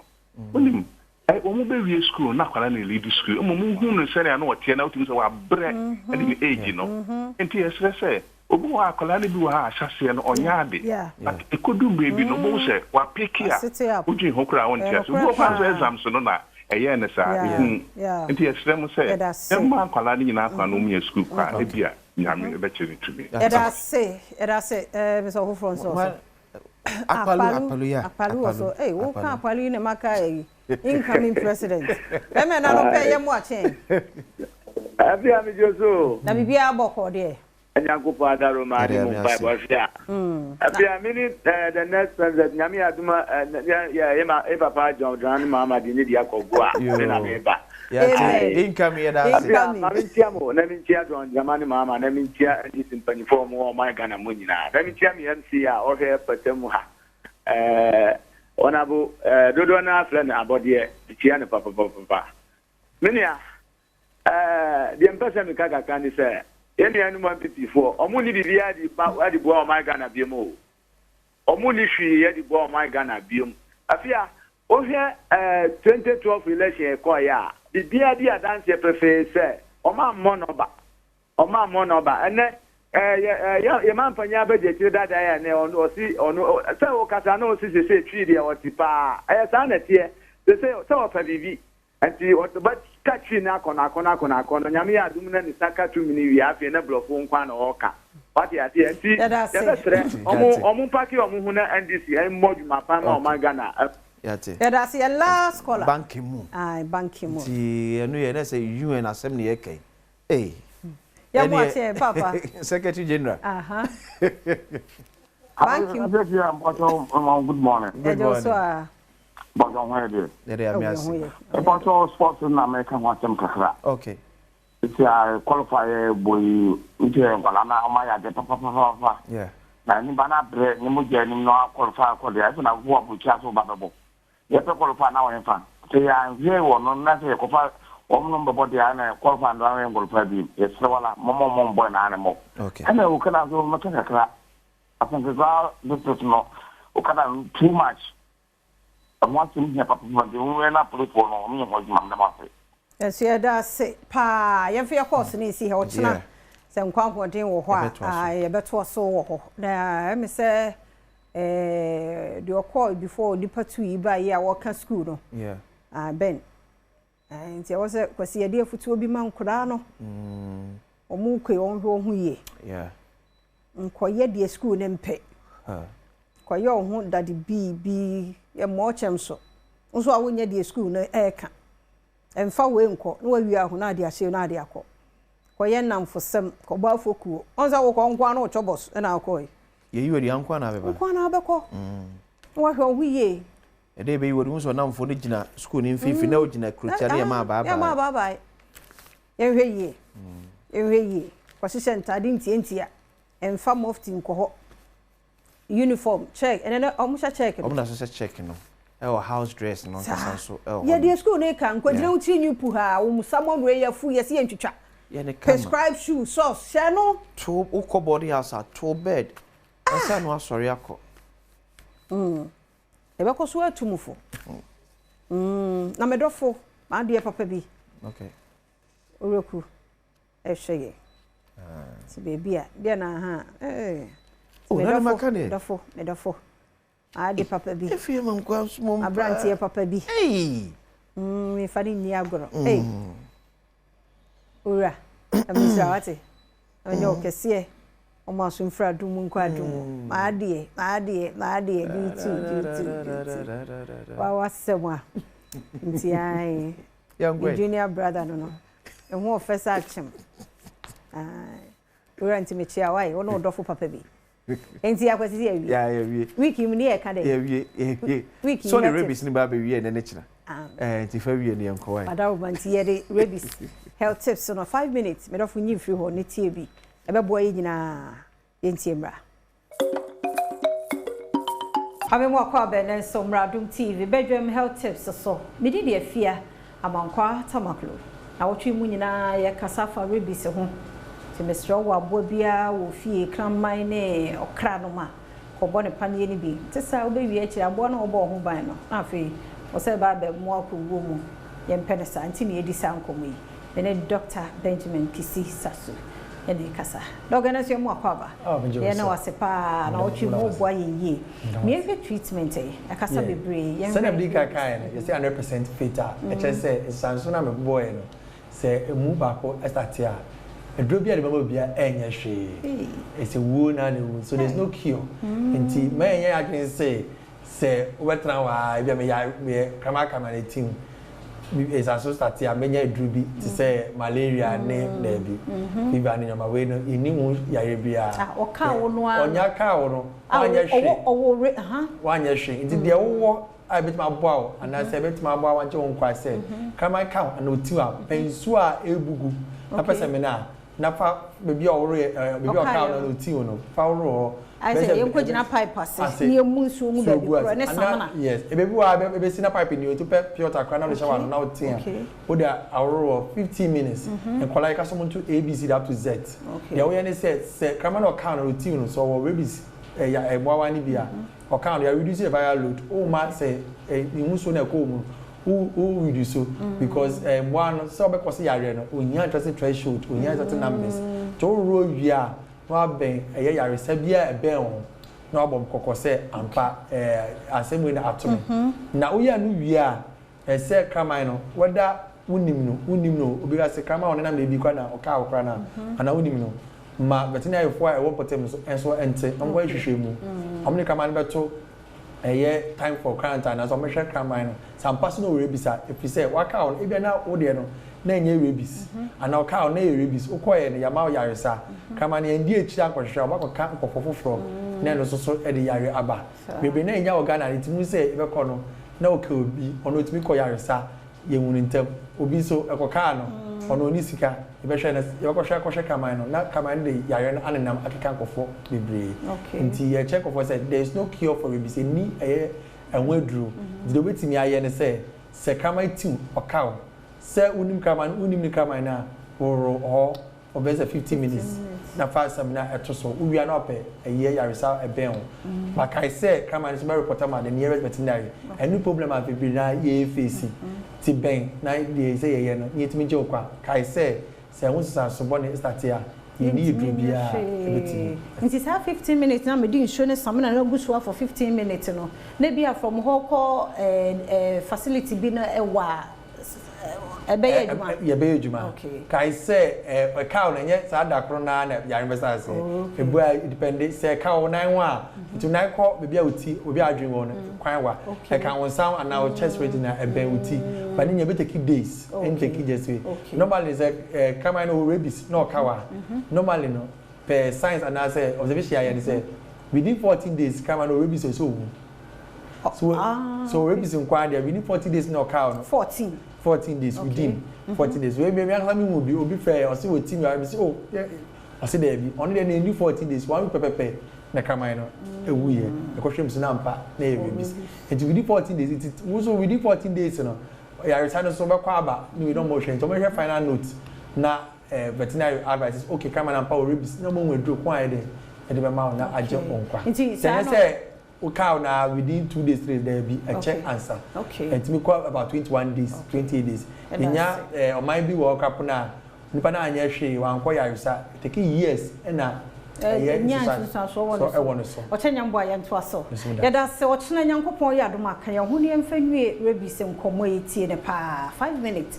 Wa wo hu se ya nche. Ye ne doctor enkasa wo 0244 867068. So we are room Kuadia, offer M point was 0244 867068. I'll be also. What's nan Kwan who didn't walk? Can you hold the toss? Let us say, you walk up, baby, Adom TV, Badwam, and I will be so Ashen, Omre, no Adaji, and tea, Yada, say, Papa, Yamin Coso, and Shisha, Mobako, and Famaye. Na, Yemedia Pomde, who come away, who here, pass, Ubora farmers in a bar shop, will be an own who give us. Now, so I could pay be at all. Yaria Bena, Esa. Nti your phone one kasa jinedwa ode eba be fam yem wakwa be bia boko Bacho ya me adom pa Dr. Kwabi so me gidi se no ho ye Bacho ya me adom ede nyame ase yo wada ma yenti o yen hwe give us nru awa adwama so ene ne ye Bacho me da se ma me fan chi akese en fama ahwefo etiefo mo cheche ne benche nche if you give us Herbal Center akache yen kofa by ne na no for Dr. Solomon Kwabi enche ne ye de emamo ene anope na ene anope no eye hahaman no dubina hodo no ene ye de anam abafu nim de ne so ehu kwan so ene de aye nru no etumi de aba adwaman so sa nru nyina eye nru anatete no ye nananom esomuchi a na wodomo agwago tokukuo no mu de esija so na ene ebre ni adaje nti na ebre so ekọ nanim no eno ena hunim de no ena Dr. Solomon Kwabi etumi enya me no eka sei no yetumi de aye duro ni nyina no ede aba adwaman so enye se ekọ hye mantwa baabi ekọ de ensa kọ hye demrife mu ene ye di nduro no ede ba abonten we de akọfa mfidie mu ewo FDA for akache enti wo magye nduro ni nyina de atomo eno nti na ene yato eduro na apete oko herbal shops ahodo pharmaceutical shops licensed chemical shops any baby eto eduro man Ghana mu dia Give Us Herbal Center ye nupa ene eduo adwaso no obetumi anya bi na we eye Give Us Herbal Mixture Give Us Herbal Mixture if you Give Us Herbal Center akache eduro we eyema oba eyema bema emofro modi mfinhia dumienu ekonyina one mo ho akwanya say Give Us Herbal Mixture wo etumi no numbi na no ebetumi abo anope mi ni me bia wo hwe mi wo mi ni me bia wo tie mi wo bia wo sorry anope ya obon se ase ohunimu efi nsuo obon se afe ewa enamu beye nansa ekọ na otwe ntemu ani obon se awo eta dededo ebra wonwunu edwo utifa eta dwa sa ahimache de suo mumpo na wo bre na nipedua no waye boho wogi ho bia enye se uhu sunsanson ahodo nyina no a na eno kire wo se eyade a aboa ntonton ba ye frɛ no eye female anopheles no wababa ba gya ne hunsuo a ye frɛ no plasmodium parasite ene degu untine no mo enti wo tie mi a wo hwɛ mi anope bia wakɔ herbal shop bi anase we bora hospital enam no eka so oma ye hwehwemu se da bi yare na ede ba anase yare na wo de ba ye no eye etridi eye malaria me pacho se wunya koye test e wo pharmacy anase ubora hospital uko OPD na wo mo eye hwehwemu jo so yare na wo de ba no eye etridi ehunsuo anase hu feso ene wo nipedua no ma me pacho me nhwe benkum nhwe nifa we de akọ wani muten bora herbal shop pharmaceutical shop licensed chemical shop any baby a tun draw man Ghana mu bia na kope Give Us Herbal Mixture Give Us Herbal Mixture enam adwuma pa na adwuma so adi nti Ghana for mo ankasa mama na hotedin say Give Us a entontom eda ho entu de obo shop ho no mo a ka say ye ma Give Us a entontom da ho entu obi biara na no pay me no ka say bia malaria etetel fever ene he nipedua no anase typhoid ena me no ka say di nipedua no enya pa dia wedru na no pay uhia eye Give Us Herbal Mixture bomodin akotobi nanonom na enu de betumi aboa saa enumuto na ato aduane mpampan oti aduane nka na oboso oforo ho udidi enyeye eto wonum ana wo fe na mo na ye hwehwemu ne emu sa ampa eye plasmodium parasite eye aboa entontom husuo no bi na wo nipedua no mo na eduro ba ko eno etu ase pa dia eno na ye Give Us Herbal Mixture kai say Give Us Herbal Center ye nupa no ye mfa nsoso yare no ye mfa ntochi yare ye di tu yare na se ye di yi yare na se ye de free ho e de maw enti Give Us Herbal Mixture ene na no pe me pa chom uhia na watumi akwa tobi eduro no ma ebi nda ofie ebi da oka mu bag mu edwaso ho na awo no bebi bia no bomode na ebi ha obi a wadidi ewie opa no no die bia obetumi anom edi egu waduane so a men ha nkra Give Us Herbal Mixture we enyanyo nenum enye den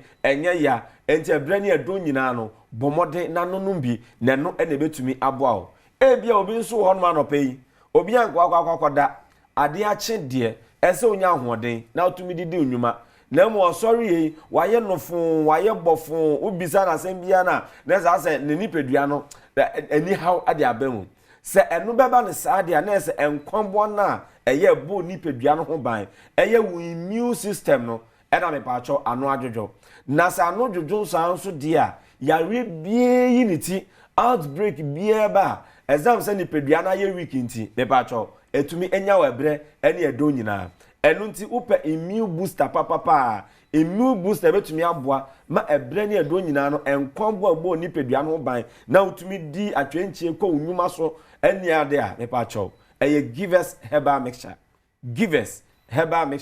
and as a givers antontum da hono enu na wo hia enti ebra wo nom na wo di tu malaria ene fever ase no na sa abre na no ensan ehye ni pedua no kena ebo ni pedua no ho ban na wotumi agina brane na bibia no etumi akongan edura me ni wo di wo nkomo enya na okọ herbal shops pharmaceutical shops licensed chemical shops ene be eton aduro man Ghana mu ene amano ne nyina na givers ye nu pay eyade obetumi enya no ewa adwaman so manu guso ameka say o hwe me utie me bia obebese oni ebedi nkomo obebese obemnya enkyeremu bi echen ne amede ma wi anasa sene yare ne eye wo no obebese obetumi akyerekyeremu ede amayen brono empatemu baby a wote obetumi enya aduro no bi ato a me pa cho eye 0543 22 2470 0543 22 2470 na uni give us herbal center for me bacho uni enim komo na sene oyare no eye wo eni eduro no mu bia obesa otumi eto bibia no obetumi eni edim komo na bibia no etumi akoso ede amawo eye pa ene eye eda ye woda ye ko weekend na no eye den abeko dwaso akwa di entade dwa obeko akwa di enuane dwa eye amwa pomu di nso hu dwa ehu hia na sanse eno na betumi aboa ema nuane no ukotowie ntade no ukotowie empaboa no ukotowie na apomudin ene ahoden ne nu ha eya na ne nom no anasa udidi dwuma no eya na ehu ayedin eye panti no mo apomudin so hu dwa ehu hia na enya wade hiade kese pa na mamemfa givers GC mixture yi enventwato we eye ninsuo ena afa tupaye givers GC mixture ena afa ne capsules edro we me pa cho okoto auto ni mienu edibomu na se bere so sanse wo fan so a wo fa ni mienu edibomu obi wonu ma me no ka say no ne kan se prostate be ma eneta ha no obo se o sha ase ogunsuo na emu eye ne ya ogunso entemtem ene okoye ya me betina ya be simenu ekwo ne wotwe so ene o na o se wakwa aba na wodi atwenche sa se ni nyina so basa na se odwunso twa no ene ho eya basem enti se otuhu anamo entem mentwen ema bre nkonkodu ema nka se na afi ne ya ye die ene agise ye de druben ebe hye sabi eya odwunso twa nu mansana me ba twa wotumi egunsuo enti bema wedra wo hia na o prostate hu sem bia ebetumi ewie peye na yetumi etu ase de eya givers GC mixture ena afi ne capsules eno akire bema enemu yarewa etetew oba enemu yarewa hawo me pa twa wedra wo hia eye givers GC mixture ena afi ne capsules bema bi wo ha otiemi de bia na ne nsa ne kotokuo mu ase wo beche sika de bia na ne nsa ne kotokuo mu ase wo be ma bibi nanso anya de bia na wo ye eye ensoansoa bi ena ba begu sebi ne bema no ho enti na de bia wo udwi ni na ho ye prekesene enwo ye prekesene no na esotia na ete me pa cho bomode na kope eye givers GC mixture ene the capsules bi na nonom na ennem yarewa ena afa infections bie ha obia no wetumi aden etu ase e de amaye obi nso de ohonoma obo nso na mo na se nsuo prixni bi efifi sebi eye ano e de ba bomode na etu ase ennem yarewa bia de eye givers GC mixture ena afa ne capsules oba nso saa ensoansoa etawe gugu ahimfi honomo wono ma se empampan a sebi efia ahimfi oba no asesa enye entese ne etie na se eyade a infections na ba gini pedua no ede aboso wedra wo hia ene no pei eye givers GC mixture ena afa ne capsules e ba twa drenye na ewo herbal shop pharmaceutical shop licensed chemical shops ene be eton aduro man Ghana mu bia de obenya enope ya efi givers herbal center ya kache nya wonti ase enkyeremu bia no eye 0543 22 2470 0543 22 2470 na me ba cho uni give us Seba Center for any nkomo na yarewa hodo bia etetew na opa no eye nso ano na wetumi etu ase de fa ho edom ye na yarea bia no ye betumi etu ase de ama ne krakra mu eye 0543 222470. Yada say give us Seba Center na yete one more enkano no awie enkomra na yeba yebetwaso.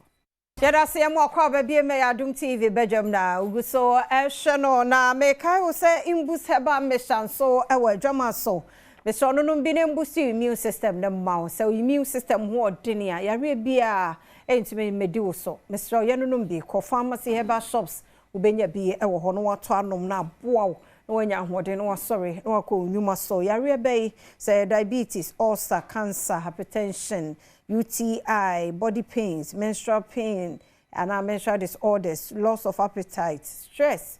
Yankope imbus Seba mission bi enonom na emwayen pa. Imbus Seba mission was opo sinino edruno. Anyame sure ontine ni muchiro mu nyina bako mede afia amankwa tamaklo yekwe ahosepe etwaso. Okay, Adom FM Kalapatio. Ola bawo. Brother so. Na ya ready. One for you Adom FM Kalapati. And at Yanya Samini, a carbom. Eha, or you close to Abazi. Bambili woe. Is equal to Achisa. Is not this year. Adom FM Kalapati no. Enya krada. O kala ya Abazi. No bibisa. Sarah bisa dem. No kala then. That's the entertainment. You kala white. This year yen to resource. Say the why or white is that. But what Tibiano Adom FM Kalapati no bado. Na yezi ye huni gym. Onya sam kakraba. Ye fre biara. 1st November. We share here with Legon. Botanical Gardens. Woodlands, hono. Also when you also catch it. I can't last year me na. Me any stone boy no. This year you samini yellow same. Achesa. To the bobo. This year important for day. 4. Yes, I can yipa 60 biara. You bet you 50 Ghana. Pe. You can yipa 60 biara 50 Ghana. To family of 6, 50 Ghana. We share him. Adom FM Kalapatio. Ola bawo. For who Jim Mahanati. Na yanye samini inke shia 1st November. Ime yung film krenye busafuni na wanka won umbomam. Ena de nyumbi BBC pofia. Ente. Obo amenzie. Hwe. Sunday Chrome hade.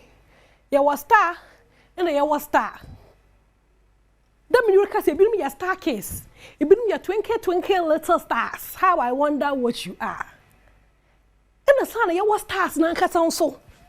Ay. Shatta wala be fia ha de de nufa. O se wonyo so ka kire. Omo a peak ate kakra.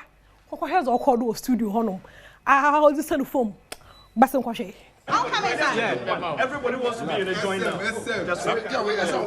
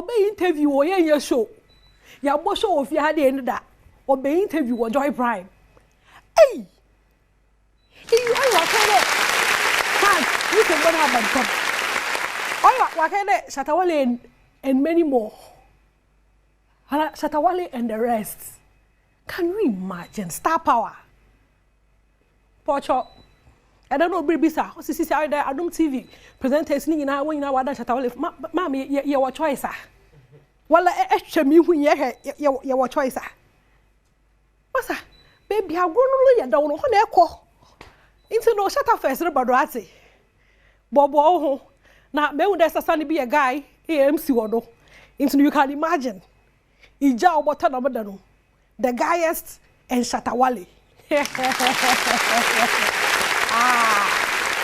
no wasa mai into no Shatawale be fi ade ne da set ya no nini no china afi why the man no worry sha afehye wo ifi ade e de besi ho Shatawale and the rest Yerika legend asem into no mamu fo room there legend be ewa no wu no we no chede omo paying rest in peace adebachi bia yebede bosori bia na there's something new yebede bosori bia no na there is something new when you cast the letters inyi mamu fo so wate me choice pa be ya do de me ma no tum into no mamu fo so mo oye the late legendary Daddy Lumba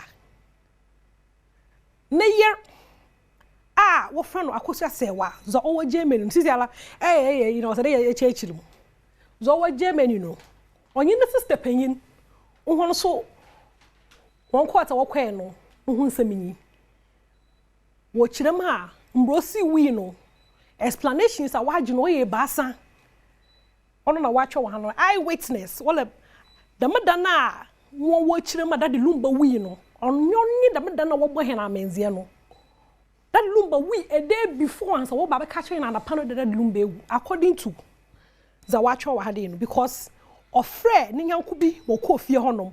Daddy Lumba friend yaku more coffee honum or quaya. Na you know yana tagana had no doboni enteno.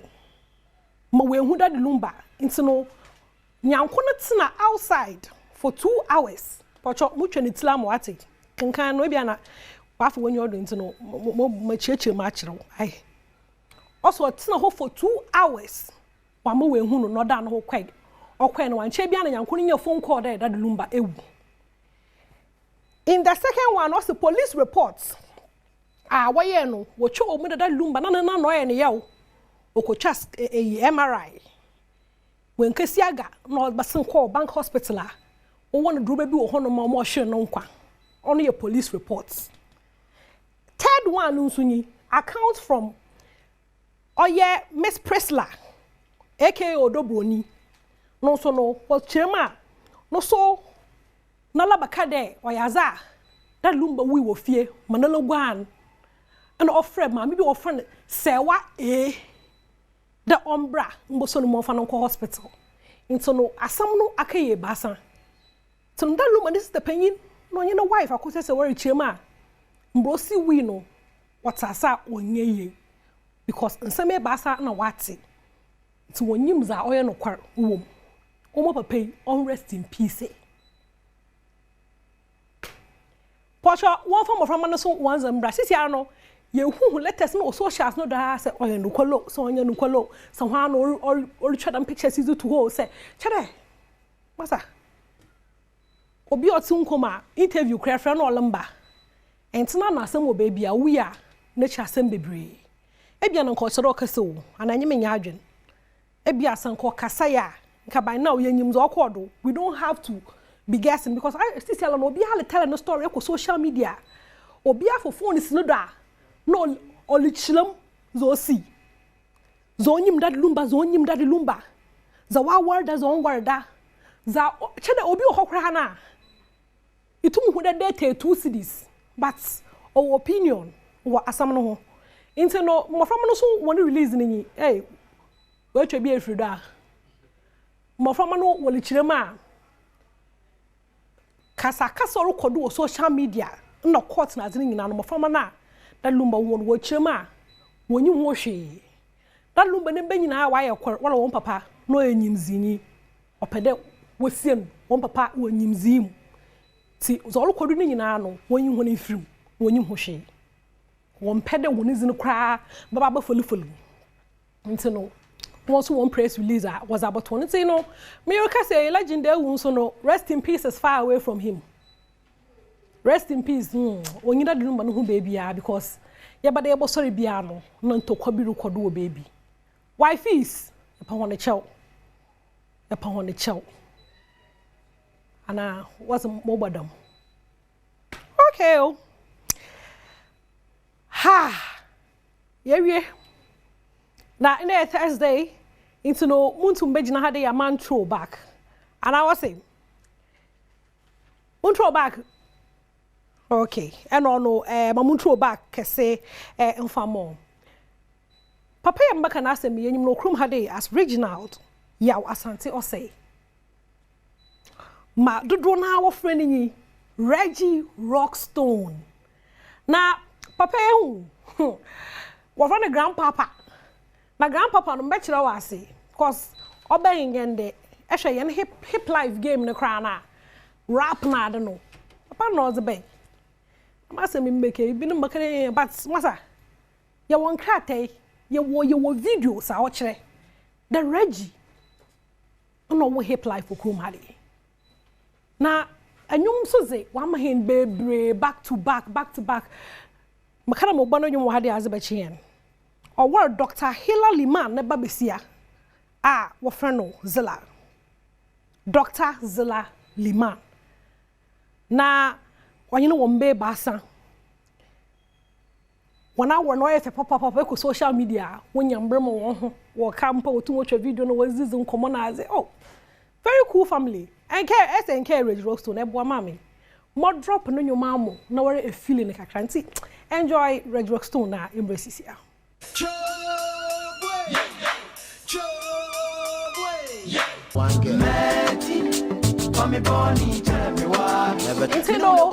Mr. Reggie Rockstone atata onu kuti no ya santini otum ozi English accent kana santino obi enyu hono ma obotu bu etwa no atata Rocks watch CEO onenye ntino and pay throwback Thursday ono na ye throwback ono na nka onye sa akode ka perform we kind of rapaholic for Kumasi now went to Mamba stage oya ne yo pa ntino na masa man kan oba home ai ntino Reggie Rockstone enyen ma yentuedo se yetuedo a ka book back Mr. Mutro back ito no se Mutro back a ka book back yeah this is what I just did there ito no book back and so now we basan Prince Bright Ronnie Coaches and na Shutan is a school ntino oja group no hono mo kwai na ko fe bia ye wodam achi Prince Bright solid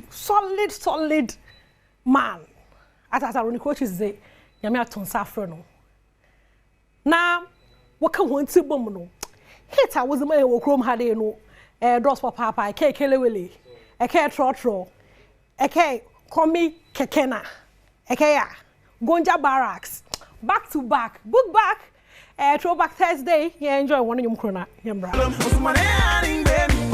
again sisi abaka chwe de wonyina no Prince Bright pena waka shoot and day co school long time of group no mu talk Prince Bright no Ronnie Coaches okonya me ho to Prince Bright and na owo hono mintino and they ake ho na chama ya azibia munkwa there be wakakor mufo ni johwan eke runner manka ko be runner make a group no runner group no boys no wa adwuno ye ko fo get one guess how waji okrom ha ya so krabo those times no masa asaw na wode ba kan no hu na mo ha obaye won hu no na wo guess ne crash guess na make pa back in the days me ko bi hwe was wa get de no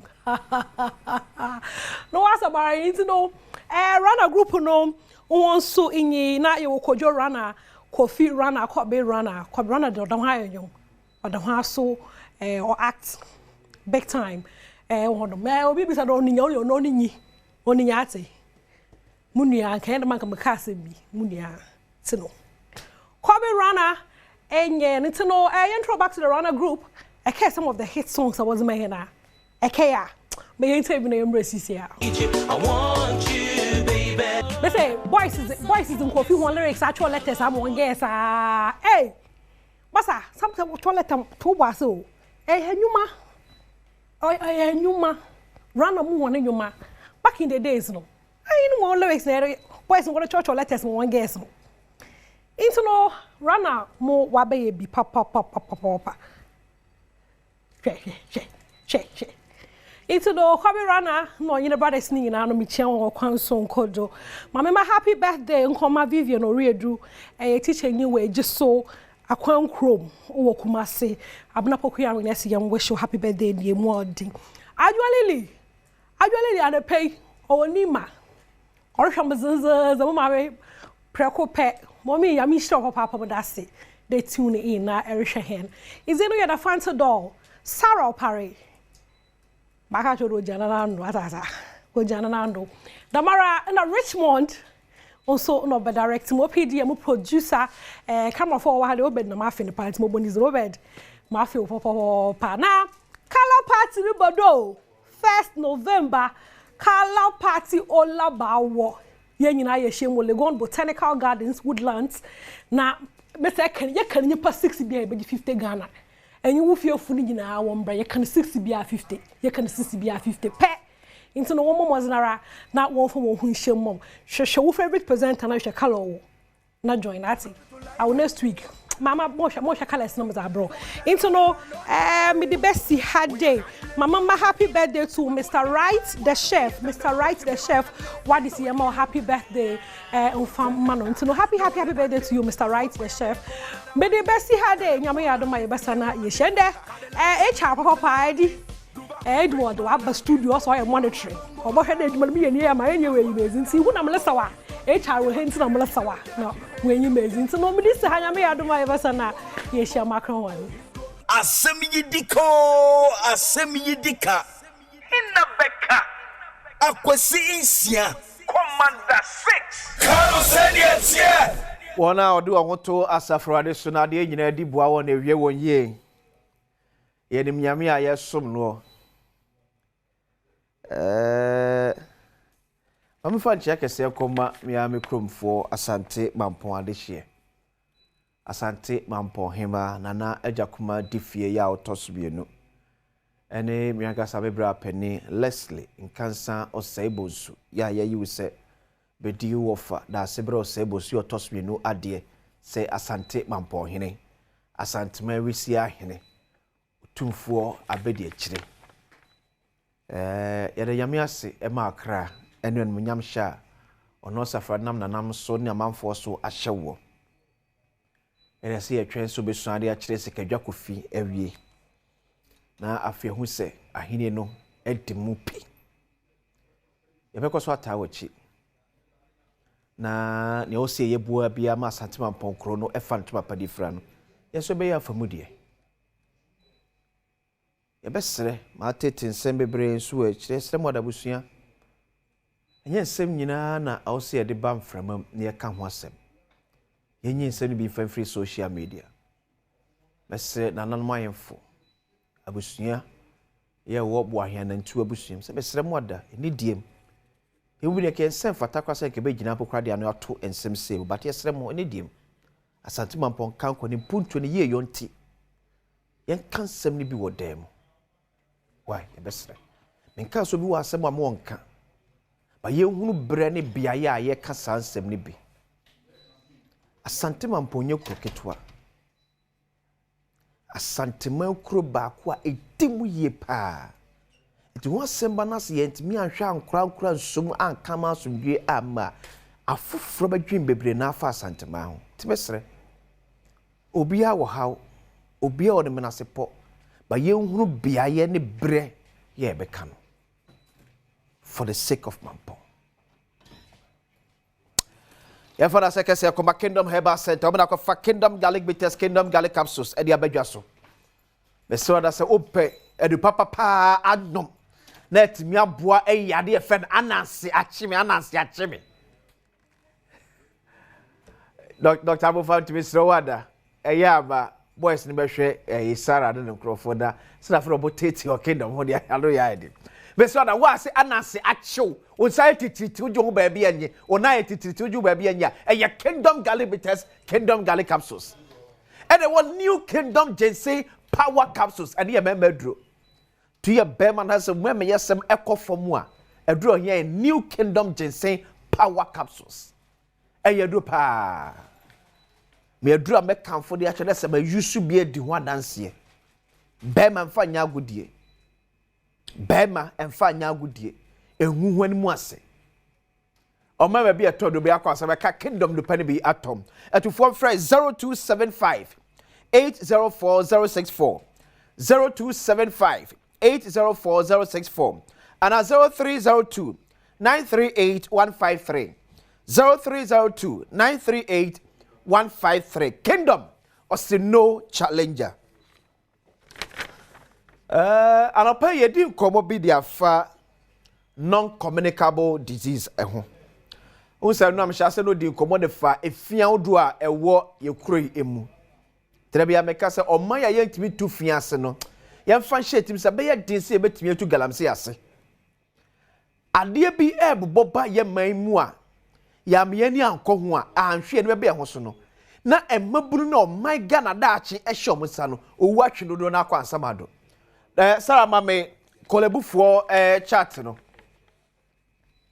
mam kolebufo chat no na me kiro ya de ye non-communicable diseases slow but sure yade a eba ebonka ye hypertension diabetes ho yade ho asem na making na no kopiem ewo kolebu ahwede penfo ka de kire cardiovascular disease akuma yade 2021 cases of report here ewo kolebu was 1647 2022 and a call 1726 2023 and a call 1824 2024 and a call 2441 where you nipa enye no na me boss nipa 2025 na call 2888 akumayade nkoa akumayade a edi nipa ekọ kolebu abaya sabia from 2021 to 2025 a moving from 1647 to 2888 cancer kokram yade 2021 nipa koji ayarisa kolebu anamkopa ayarhwe kolebu 2017 2022 about 2197 2023 about 2296 2024 about 2628 and now 2025 nyame ado so tie about 1252 hypertensive disease hypertension mujamroso yari amekanye ebie no eba ebonka yo a movie from 427 in 2021 and about 1249 in 2025 aha na ehunu diabetes esiche yade aha na no pemi komo ni gina diabetes esiche yade 2021 7,921 diabetes cases kolebunkwa. So it brings us back to the kind of enuania ye di wo ye memu. The kind of enuania ye ba nkrofo crafting nkrofo amanso ba emi di ku ye shops eton. And all you get na so ko shop e so ko akoto ade a the sugar content ese chedudu a ewo ade a say ye milk say ye die na akoto ese chedudu a wo ade na akoto dum ya try baby kete to ku nya bre no wakenkan. No say that we esi chene dos no do eti meto anamento meto kro na me use kakra bi the Food and Drugs Authority ebre sesa na nso asesa ho bi ebre esesa nso asesa ho bi because of how ye wom ye say nipa empem so kolebunku almost 8,000 2021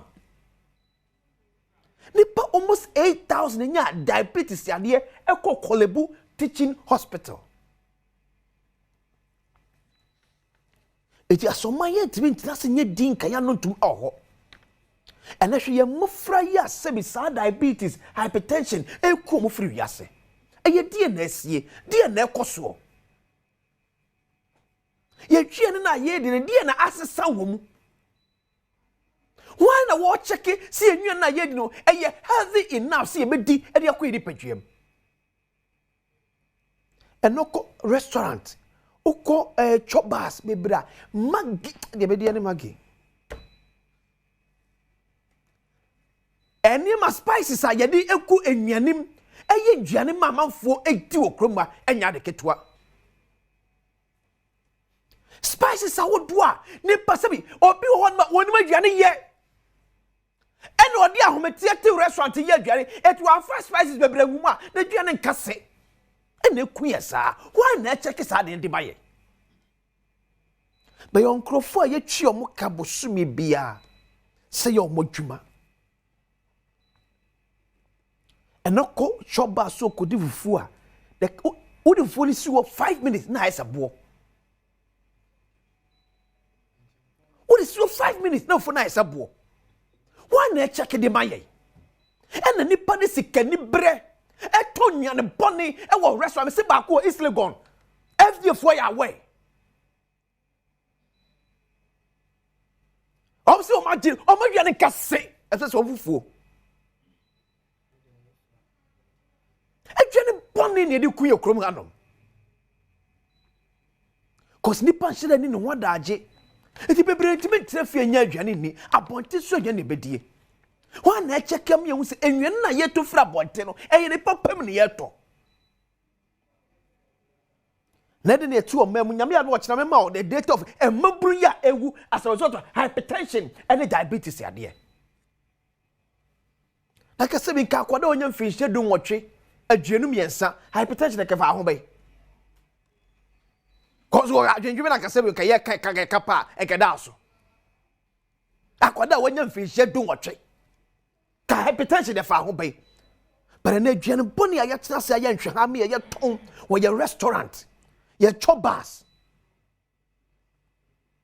food and drugs authority mom them mom tell them Ghana Health Service mom tell them nkwa mom ya nyanhwe ha masabi nipa bi fa sikani bre empenkokum nipa e wo ye mai mu ni nya dwane boni a ye me di no eni nwa ne bebre nkase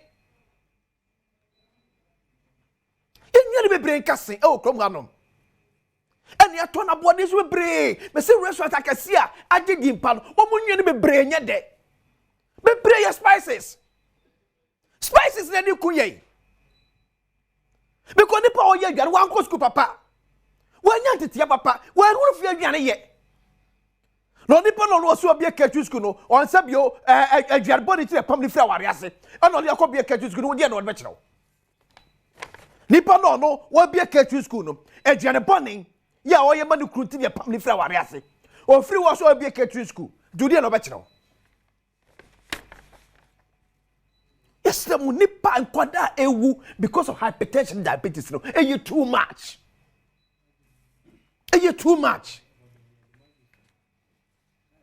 ye lebo ye nnuane ni ye ye nnuane no ye lebo ni ye eno fa mak ba ko wo ya twentwe ne kiti ni papa ni se muntia ba milk ni di no ya twen bagaya ena bo animo wo kese market nso obai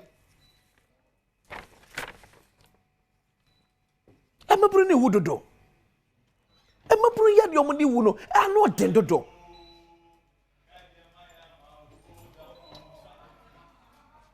adai ni emaburu kwa kete edi yade pon ni eko wo musa but obi adwuma ne so be make sure say sebi o man adua na ye di no ho ti eye kama nipa kro jibosu bia ka twa tene to so ena mafo de nyan pon ni nyan fon eku yesa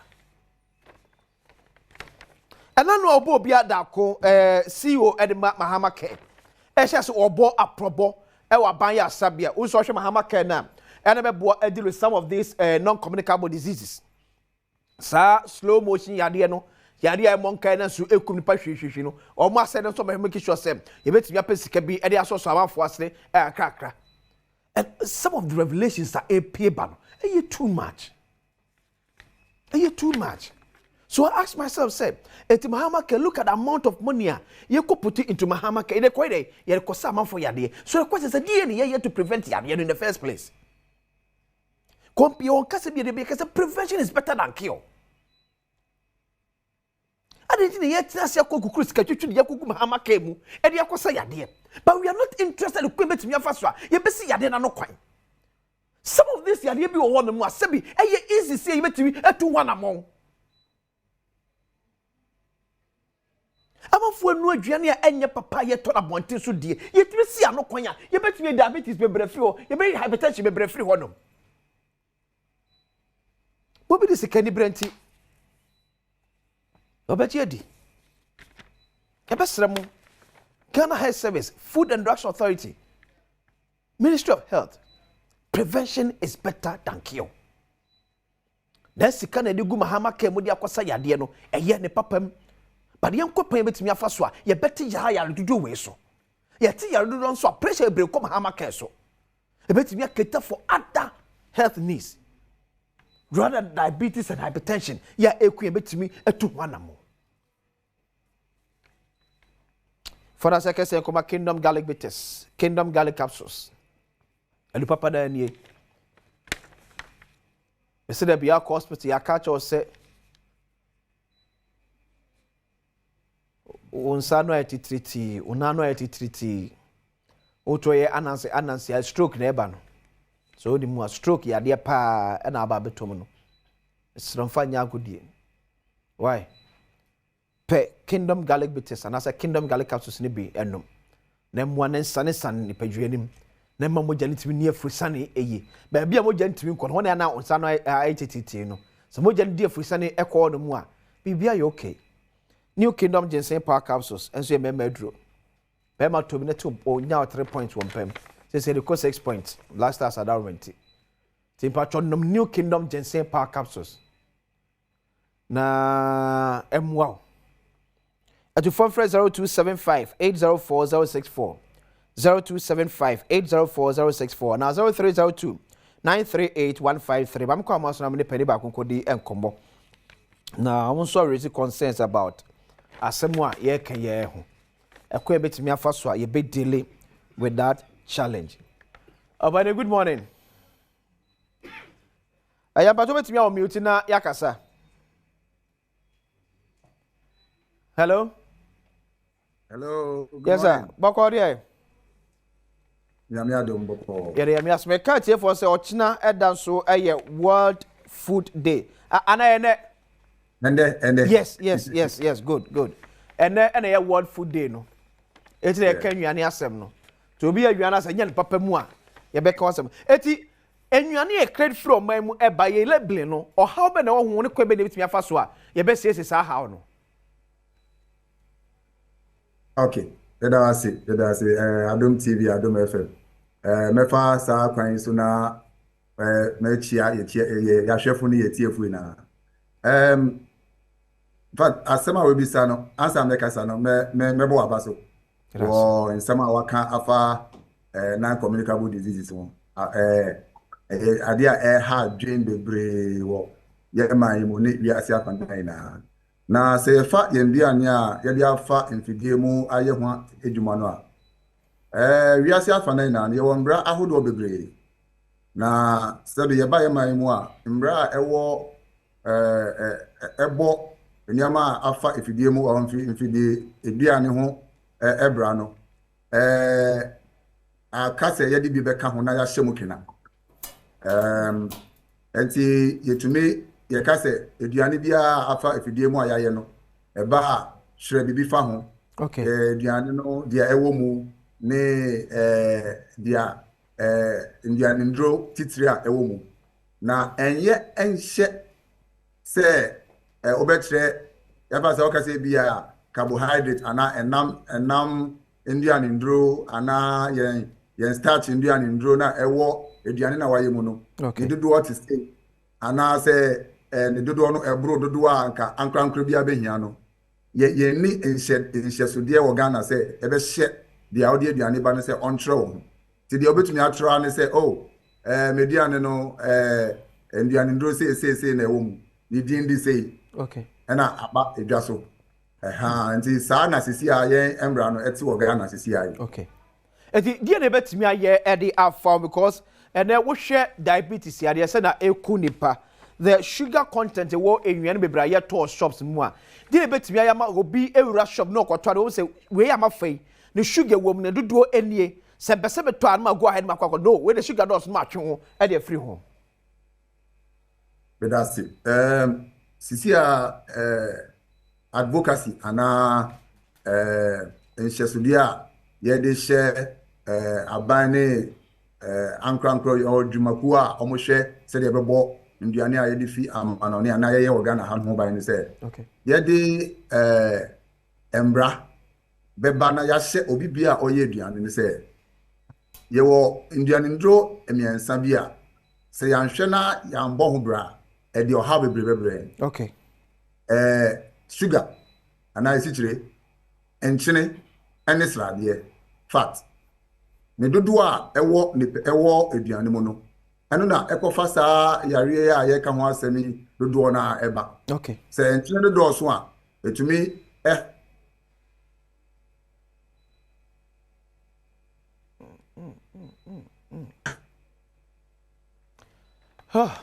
Yeah, trust me.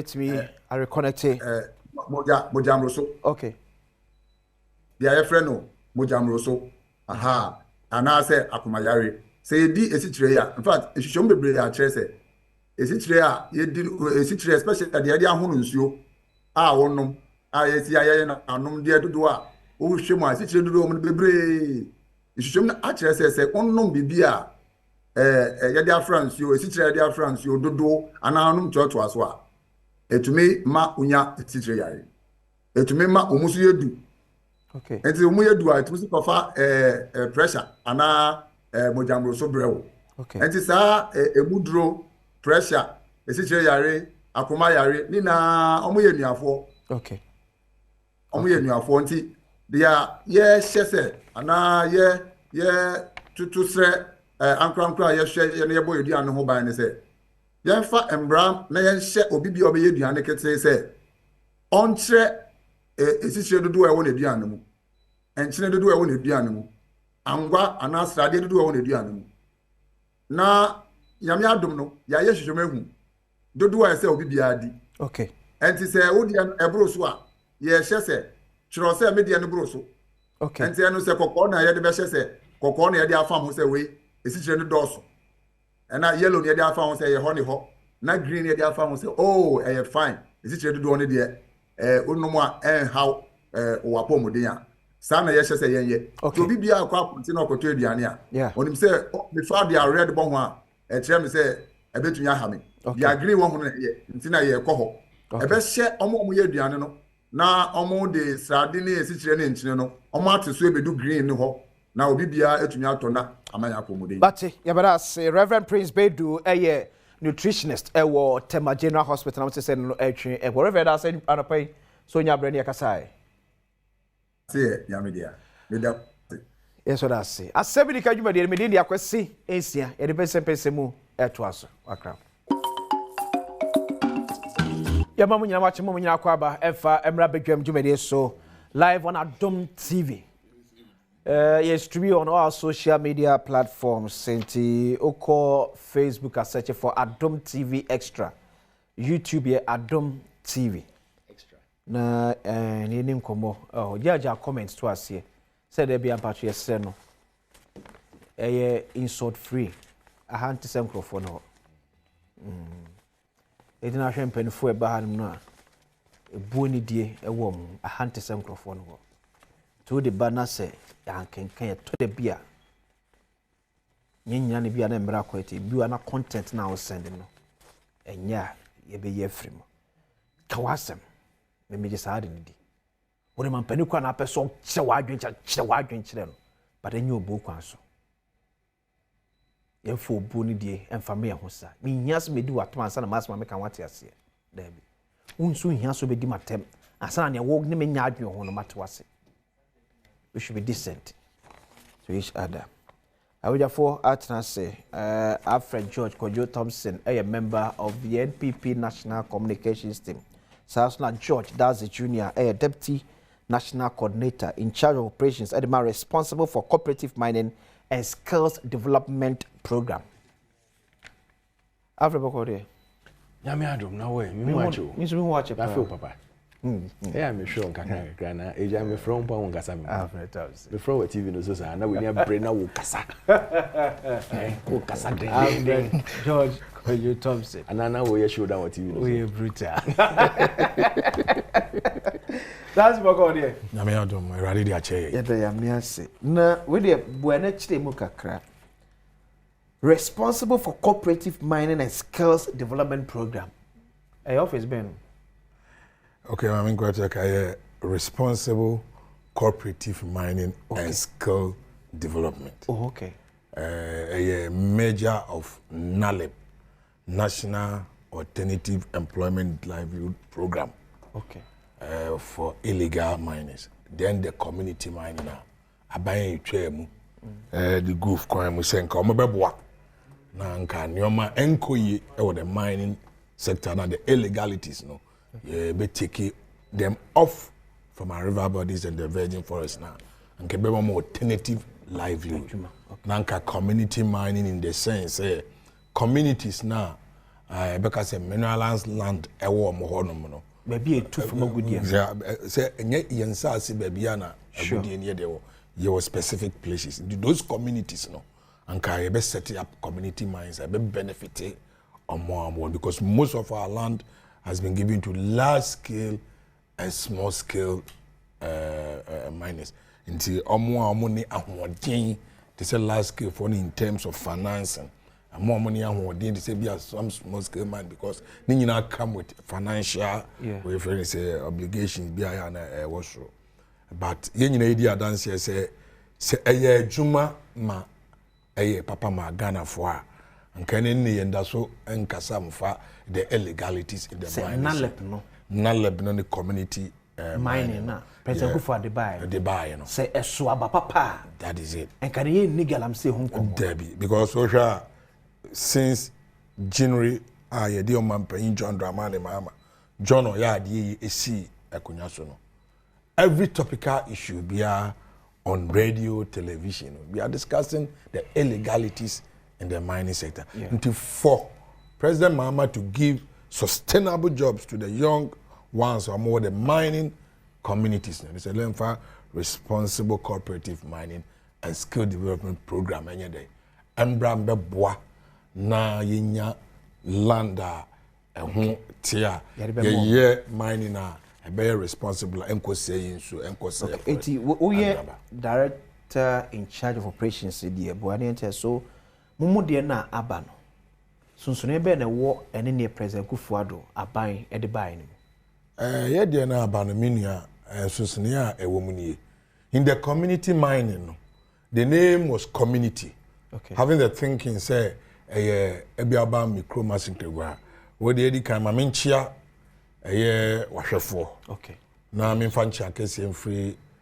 flat staff house o mampanyina obo adwumapa or the code of conduct aba say obia ni huni so ye na appointee na abeya adwuma papa ade aso o man Ghana ema Ghana for na me ministry me shase land ministry ye o mampanyini na me sie ne honorable Amakofi Bua chia Ghana for na me nchia Western region me free specifically Amanfi West a free said na me kano as I can say and in the name of Asankregwa community mine but na ye onipa baako adia and na Kufuado community mining no and the best practices of doing mining no what not adhere to it was the normal galamsey type of doing a yemfa washing planter yeni aya building heavy enye de ensiwo yemfa excavator ne entutu from Fanuama and Sisa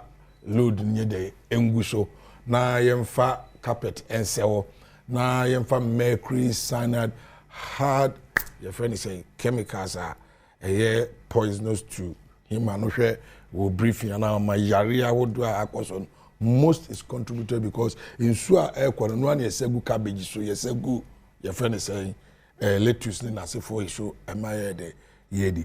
And tea, a quiet say, Yedidin are efe, Adrina and Kaya Kama atoso. Then so now quiet party for family and friends. And the best part is that I say, you benya a good processing plant. Enti under Nana Dodanko Kufado community mining. Now community mining fee say kebe community no any be your man for a him for so MP this is near the day was so Kroma for no e be a de pa 5 8 10 20 maka mo bom and ye twa concession dem am and yes aramba to no but now you say as concession we ya nipa baako e dia and so you actually do community mining and that's where baako for dia and the best practices no is not at the A2 say EPA permit kra ni bani ni bia no ye anuma ohrugu obi baka so one thing su kesi mu na mpa cho say ohro a ne kugu asase ne so a say your streams your gutters okay your wind and your friend is saying water erosion nti se nsuo eto ne hohro a say mpa cho nsu kesi kru ma na be de be ko say powdered one from abo ye inhale akwaye mu anu wind erosion nti wa na de be ko nti amampanyin buy through the land minister no ehun say ayadwen papa okay na ya anyi ni yi nti yen kan mi enu de mu because NALEB was sold to make sure say degraded lands no you better reclaiming no okay now you're putting into good use I did better we must say more operations I did better say oh yeah na yeah fofi antoata we dey make Ghana for ya on the 6th of breach I don't hear kwa lunch no sure okay nti that was 6th August yeah 6th and the buy na mampanyim state morning tino on the 15th anana yewi state morning no nti ye start adwuma pa de na somewhere latter part of August you September nti September nti full operation there September yeah some community engagement getting people to apply to our offices liaising with the Minerals Commission and the EPA to go and do needs assessment and make sure say as we speak we partnering good border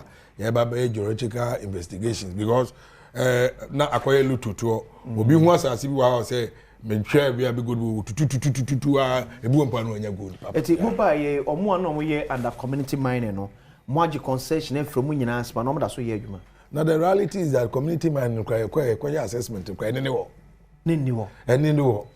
no it's nothing like say ya ji obi dia kabarisa nko obati say nipa no nye din because sabi ye nyine nim say gold to diska wo nti ade any rightful owner licenses that's why ya ji obeye din ka onye it be na community mining ni community mining dey buy na egu mo na mo di awie ja okọ okay mo di awie you can send your men down to go and do investigation say George Dazi Jr. Tiano Ubekandra any ho but the na yehu so my say na make na ya bobbo me yetutu agigeja hokọ but said the kind man but me trace o mu a ye dey sa concessions na mo as we speak in the land ministry investigations are when them say we are even saying say some even small scale mines legal ones licenses will be revoked because of the practices are cost there on what is right until for traceability there's investigation going on. Okay, you ever have to a commander so George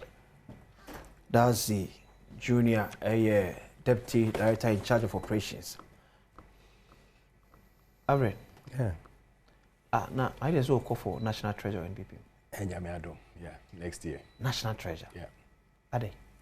Adentina. What Jai regional chairman? Adentina make for National Treasure. Any day I make for National Treasure. What Jai regional chairman? That's indeed regional chairman. Minkas would miss what Jai regional chairman? Regional. I'm indeed regional chairman. But I'm what going Jai for National Treasure now. Why? As we speak now. Oh, mo Jezi wo mo there or there ye tum ye nyama. Obama yen especially organizers, youth organizers, Nasara, women organizers. Able to me find you year. At the end of it all, they'll be able to go down there and work. Okay. Because most of the time, one or two people pen na work it in. But I feel that we should resource all the organizing channels, to make sure that they go down there. They are dealing with the grassroots. And say month on month, which may find you year. At the end of the day, they will bring their numbers in. And that's how we are going to work. Now, my phone dues. I don't confess can we. What you say? We are what year. Dues. We are going to put structures in place. We'll be working with the General Secretary to make sure that everything is put in place. It's collaboration. The National Treasurer cannot work on an island. He has to work with the General Secretary and the National Chairman and the National Council to make sure that funds are put in. But more kakra. So we mean more kwaba. I'm for who. That's kwaba. Woman, be also know what be a one. Open more.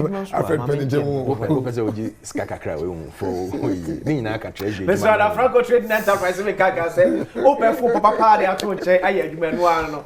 Tobi be free omo nchen. E dey say Nokia, Samsung, iPhone or smart TVs and so from 25 inches to even 100 inches. Never also that from pa.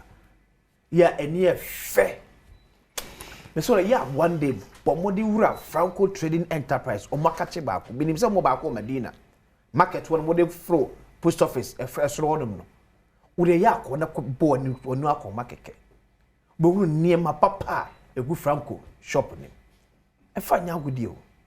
Akato sa haye nto ade a enya de papa mfama. Ade bi etoma obia no eye niema ebeboa wo. Our tabletop fridges. That you can create fresh office. And the school for you more university for you. Now I'm going to read about for us and come back to me away. Mamu anke tenke to me mayo no. Am host office makamu mu de akọ na wo krom. E no mo ware. No matter fridge kuma e dey see all baja. And we na ja o do twem halfa. E the tabletop fridge no so here bi. Say your office, say your bedroom, say your baby your bed base bia e dey to wa kasa pa to for free Franco Trading Enterprise. The Franco air condition so abam range from 1.5 to 2.5 horsepower e bopa na so atwi kane akakra bi and air condition be braba wo so ye na fie ja dum wo to 500 cities ego prepared so nanya so AC na pe hwim 300 Franco Trading Enterprise for the no entisa e be boa ma de ma kire so betwi kane kuma bi okuta 3 4 5 stars and all the adwuma CCTV camera so enie and was fie uhia CCTV camera etimi abom se na be ya nipa bonefo ebe wura fie ne nchi a ubetimi ato mo so re ama police for achi wo hwehwe Franco Ghana me bi okobia no onkrabata obi okokomlemle obi o Medina sana me kan wo asem no uto ade bia so free Franco Trading Enterprise mo app ne so a unya 40% discount ti ade bia auto every Franco bia to from app ne so pay automatic when you 40% discount what the crown kokoto the frame 0246 422 338 0246 422 338 and 0555 939 311 0555 939 311 Franco Trading Enterprise still phone papa if you know there you catch them say ubedi breakfast maninya queen base for the ebi and e kama pa no spices bebre ni musa se mo no mo yama otim se ekoye efie de pa se stews ni yama otim se efie de pa na de ama queen base catering services so we are outdooring ye ayi program bia hi obi aye dwan dodo de ma nkrofo de queen base catering and decoration and amekanfo e de ama wo hwehwe ewo Macedonia aso ne di enmhwe na efrom no mo eni enkomo esie wo office so na opb se ensem wa dwumefo breakfast bia eno mo endele from se sie na yenyo order ne fanto china ne emfa audience so emro eti afre kwekwa non nalep meshed responsible mining so ni kan papa mo I think Mesha says na or there yezinchia my mona worship nyina. Omdase. Baba ha che nti oya azar oya fe. Na oya ne yeyem there or there yetum ye boama ejuma yerien osiye. Endeda ye nyina ye nyanti ase there ye papa ye nua ye bibiara Wekita Frank Ada or Dr. Alhaji Mahmoud Baumia. Okay. Or share ne campaign tour ase. Or you call Bono East or far Honina or 3 constituencies were side. In the Orchiado na mama ono na team na wo kwando mama hon ejumapa na nyamini nhia wo aza oye no do ye nyina ye nyim de doctor wa ye bida wa ko bida na campaigns ana elections echo na enyankugu a na etumetina se na ehu mistakes nyina eye so that you can strategize and go back. It's like the lion oko for ne prey oko na when to menya its banner or wizina it steps back, strategizes into the next hit should be a correct hit. Okay. And that is what you are doing. He is going again because all the mistakes are all bad through the last AE. Okay. And I keep on saying Maka that Namasana can be there. When you are in an election and you are in government, it is not about the candidate. It's a referendum on your governance for the last 4 years. Okay. When you are in opposition, it's about the candidate and what the candidate is going to give. Okay. And that is how people weigh elections. In the last elections, it was about the referendum of the last 4 years between 2021 to 2024 of MPP government. That was the referendum they gave us. Okay. Yes, there were a lot of mistakes. There were a lot of good things. But at the end of it all, definitely in governance, you step on toes. Until now, yen papa, yen leader, timer, oracle, or bow out, Nancy oracle for maybe no thank you torn, or can several times there. In where we made mistakes, on those that we stepped on their toes, or Pawancho, one fan as a critical example is the DDEP. It was a critical decision that was taken at that time, but definitely people will be hurt. Because obi aye investment na as a man haircut or I don't see where he's gone wrong by apologizing to the people and saying that in some of these situations, it was a critical decision we had to take, but we are sorry that it hurt you. Okay. And it will not be repeated because now we are putting measures, or you've known what brought about all these things. So you put measures in place to make sure that all these things go well. Brasi. Coming to NALEP and their new, I don't know their new acronyms are not a warfare one na other problems be by the whole country ma obia who's occurred. NALEP, National Alternative Employment and Livelihood Program. Now under that program there was 6 models. There was 6 models. 6 models under NALEP. Okay. A land reclamation and reforestation. Okay. Land reclamation and reforestation. Second one, agric and agro processing. Okay. Third one, mine support services. It supports in all various tractors and other things. I say, instead of using, my friend is saying, a drone, we use cyanide, all those mercury. They were using the gold catchers, so that all those mercury things will come down. And so these are some of the support services. Another one, a community enhancement project. Okay. Because once you are making money from that community, we should make sure that we enhance the community. Okay. So community enhancement project. The other one, they are now adding it on. What's already there? Responsible, viable, and sustainable small-scale mining, community mining. That is into brackets. It's all inside. Okay. Responsible, viable, and sustainable small-scale mining, and it goes into community mining. Then we have the apprenticeship, skills, training, and entrepreneurship. Just to change the name, whitewash it, and say that, oh, you've brought in all these things. No, it's not so. I believe the man at the time, Nanka, all he had to do was to sell what they have brought on board. But he started by condemning what Akufo-Addo was doing. When you look at these models now, it's supposed to help enhance the community. One, it's supposed to organize the community because the harm has already been done. Okay. There are so many things that had gone on even before we took power. Okay. And that is why I keep on telling them that they do not understand why Akufo-Addo put a ban on all small-scale mining when he came into being. 2017, they stopped every mining in the country. And they said everybody who was doing small-scale mining, who was doing galamsey, who was doing whatever they were doing, should re-register.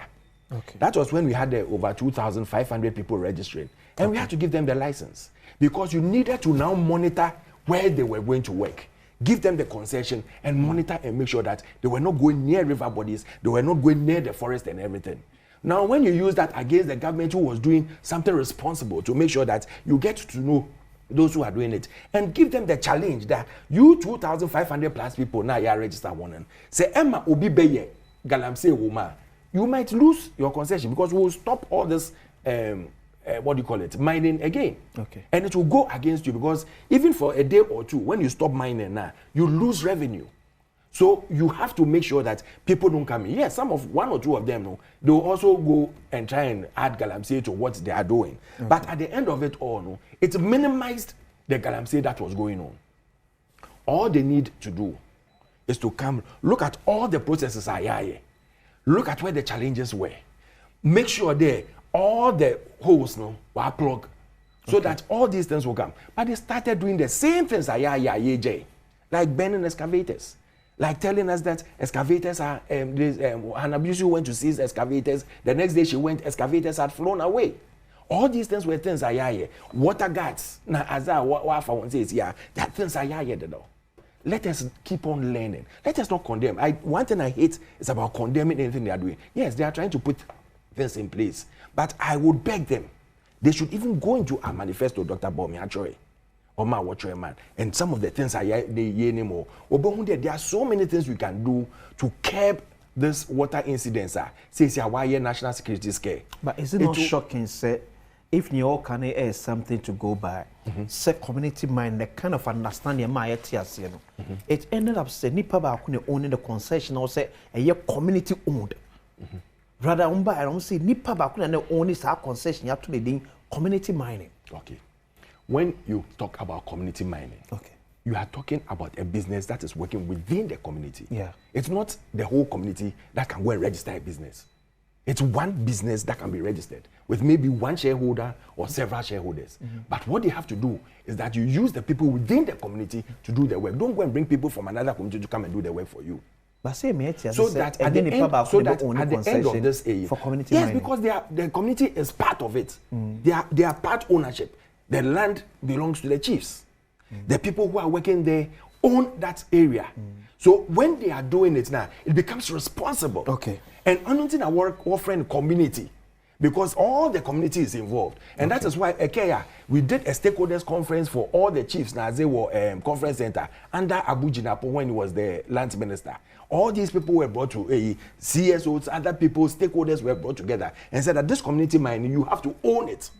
Until at the end of the day, say, and that is why under Akufo-Addo government, we sacked at a DCE for causing problems within this area and working and also honor and microphone what use was easy into one man in microphone and they said no, you cannot go against the president's order until they sacked him.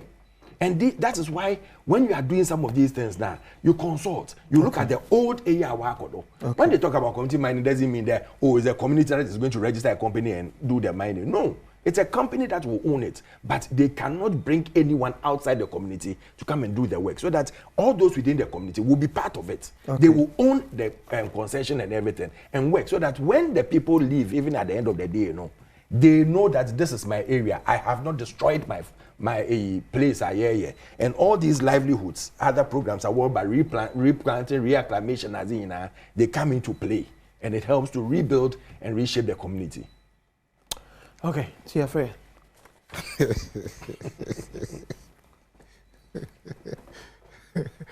I don't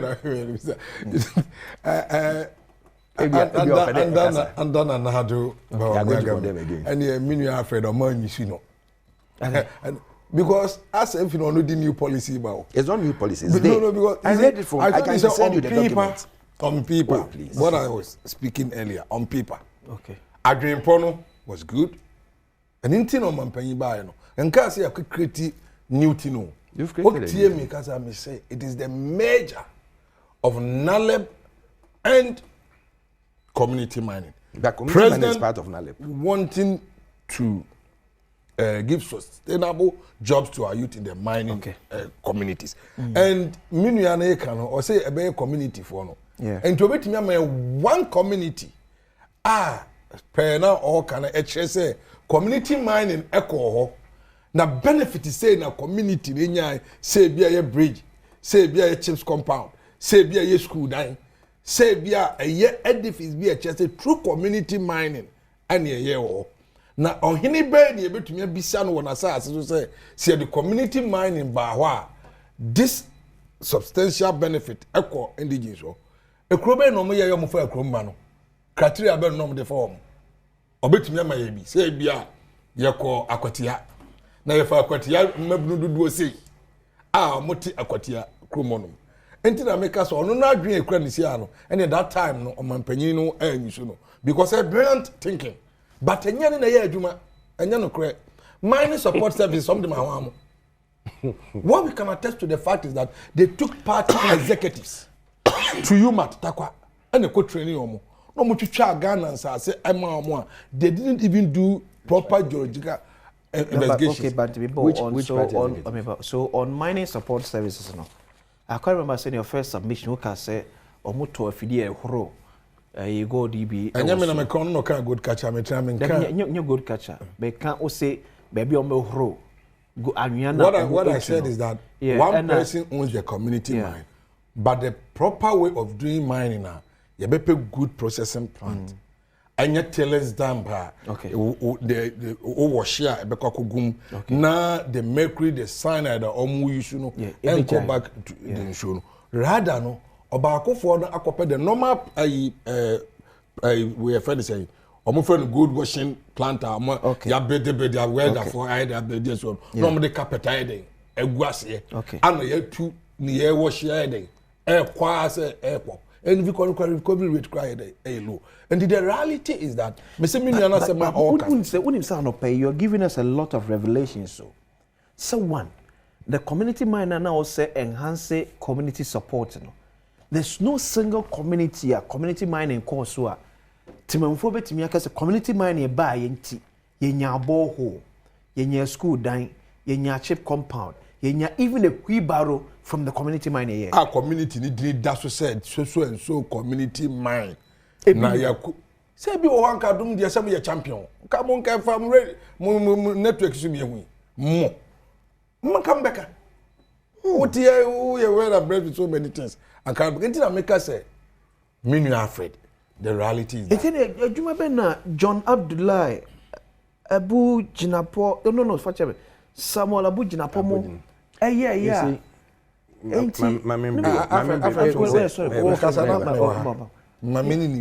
then you can for our viewers and listeners to know say una who creative BBC ama aban na etwa mo no de da ofefe ne de da paper so ankofo anya juma that's not true they don't even know say adum na say na woko ho nti we esi abotre me start here no man try say me ka say aban na anya hwe me say no omo wa pop trimu pop papa but yan say after me ka so trimu pop papa se mabo wa ba so ana me ka say trimu pop papa na omo wo no ankoye juma wo fom wo eyankrofo bi na di idea bi a and sound good and sound nice beautiful many people say the yetuma be just to get the attention of the people but hide behind that adreno and do what is wrong yen na yedi mun komo say enye the best way of mining because say they make me say from January ayedi o mampanyi tina konya so onu ame no kan galam say won sam gusuka na dey yeka sabe ye jitum edi adanse say and start enre ya and start enrechi start ye dey ache ye say ni paboni fontini si police station ba kwan papa anamontu a obetu na be kire say well say the menu na kan o say ye dey ma amanfo no and nice say be hwe mo ye ade papa na nyoma papa bi aye de abaso enti ye hwe ne papa so ankan ye kan wasem sa ampa senka sustainability wo me yen say community man bi me no ka say me nua me no tie me say Adom TV mo network e dey obi anim say mo no kreka and the best things mo dey to on community man be adwuma oni masaka abeka cheme community man be ani ba bia adwuma afra menye we emra me ba obenya time na what was my for happy birthday of my Ellen Donko student at Catholic University Catholic University yeah it was nyane fiapre we free wankasa wadam for Barbara nyakuyo wo bibiani so happy birthday of my Ellen Donko mama na mo mraba Alfred Thompson ewa sanso ena George Junior eso ahoro ya ba isi ba Emra Badwam Jumedi so on Adom TV me dey akwasi is ya Alfred Thompson yeah the Jordan na dey na asem na ye ka no because we afa madwin we yi madwin free so Alfred me yi madwin free so me believe say government be aba yen fa no kredi yen bomozen document our yen can before we hurriedly want to put things together, change a name and whitewash it. It cost people's lives. Just the same program. Changing of name. Yes. We lost 8 Ghanaians in an air crash. But it's the same program. It's the same program. They just put a new name. Everything Markan and the people we are doing the partnership with it, everything. He said that we didn't name communities. Listen, I don't see a back and forth. Some of the names mean to me, Bobo, but this is the document. The projection of names, responsible, viable, and sustainable small scale PPE and logistics support. Yeah, Chrome Asaman, the community mining schemes now, Abrancie, Dansami, in Achimanso. All these places are places. Banco, PPs and logistical support. Yaukrum, Asaman, Mosianso, Atrimanso. Thank you.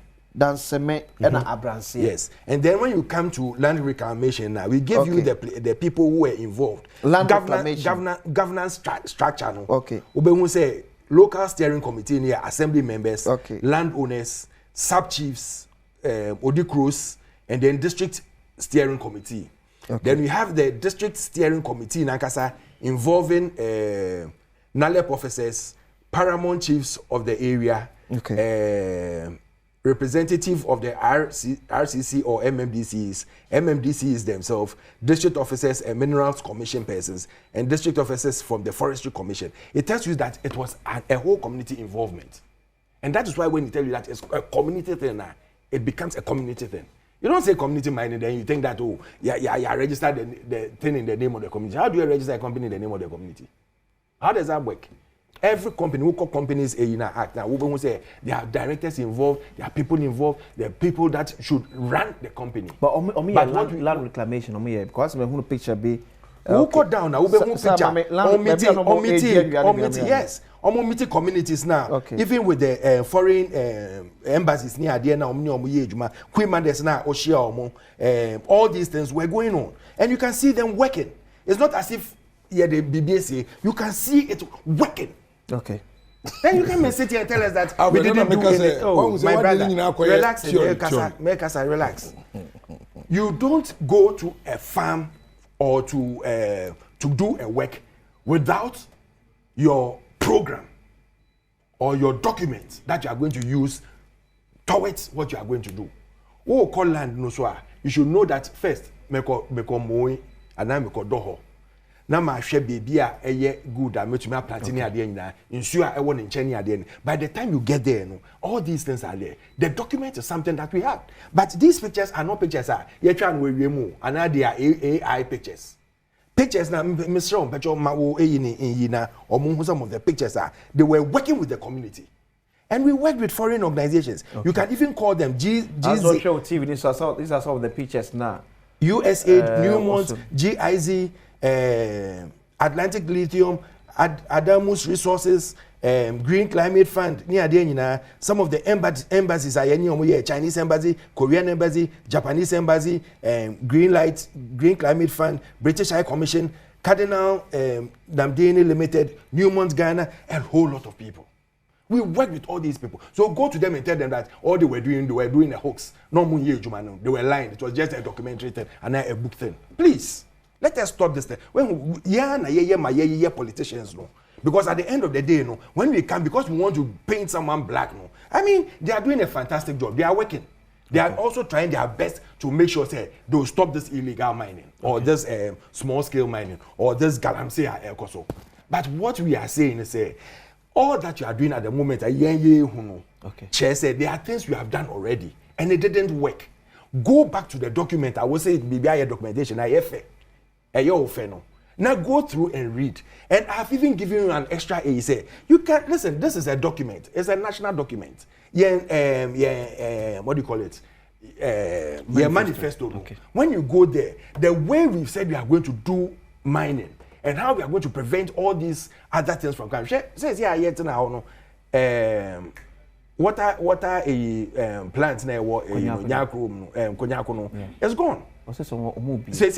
Because now they are trying to put in more measures. Sure. They are my friend saying to President area Honumpo also has been affected.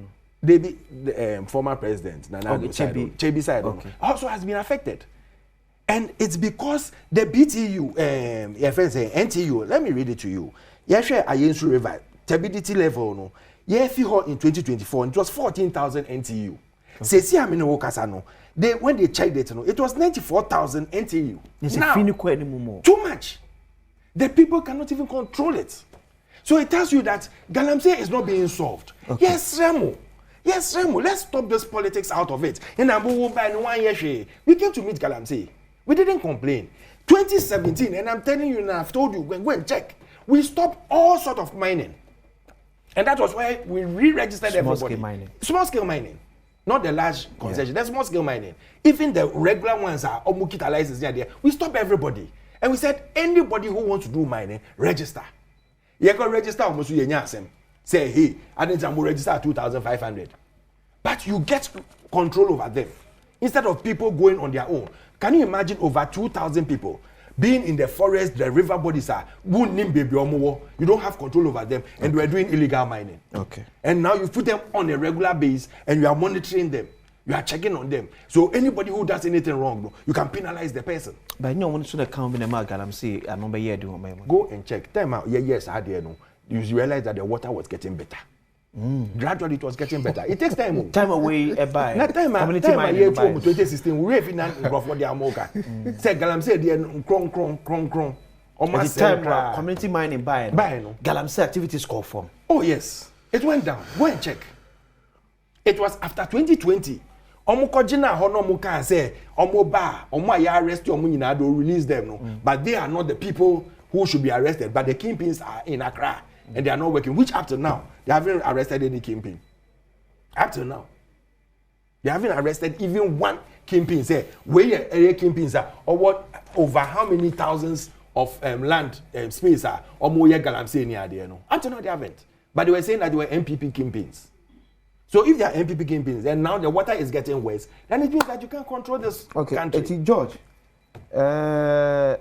mobile more value assessment of budget edema den nalep any adwuma omuyeye o mane nya ho mfaso bro akwazi on say Alfred kosoro Alfred kasasa na o on say o kasem na ye no kwen etwi nimpa na na fidi as defense mechanism na dey akosoro me ma categorical question say on my specific say community mining I will create na benefit to any community here dey I never said you can play it back say omo anyehwe me say dream papa na ewo ho na na ebe no work no starting in 2021 so for good 8 years I have 4 no I know muguso omo here go and check 2021 4 years and 8 years or can be about forestry for count assembly count way count to what extent and improve with the okay so George and you say sorry but back to my question mobile moye that's a dodgy question financial assessment of sika de mom so mfanya adwuma vis-a-vis adwuma mo eye adwuma mo ye wo de equity sika de mom so mfa nya adwuma o man no anya ho mfa so and the make actual plane say as we speak now what ya na finance my friend say land ministry ebabontin said they are in auditing doing financial auditing doing forensic auditing about small scale miners kwaya ka say some licenses will be revoked until on say yen to me for one day pay and you have to get evidences about what has transpired over 10 months. As we speak, Minewo can say auditors were former in New Mududia, no, Omuko rounds to audit in Yana Omududia, the Ewu ye, say you can see be 3 million and pay a 3 million. Enti Semijranoma, a national television, Mimi Bomi Trim, and cancel because of say, me pay as any political your friend say against. And moreover, no, may an appointee of Ghanaians president mandate Ghana for the Yamano.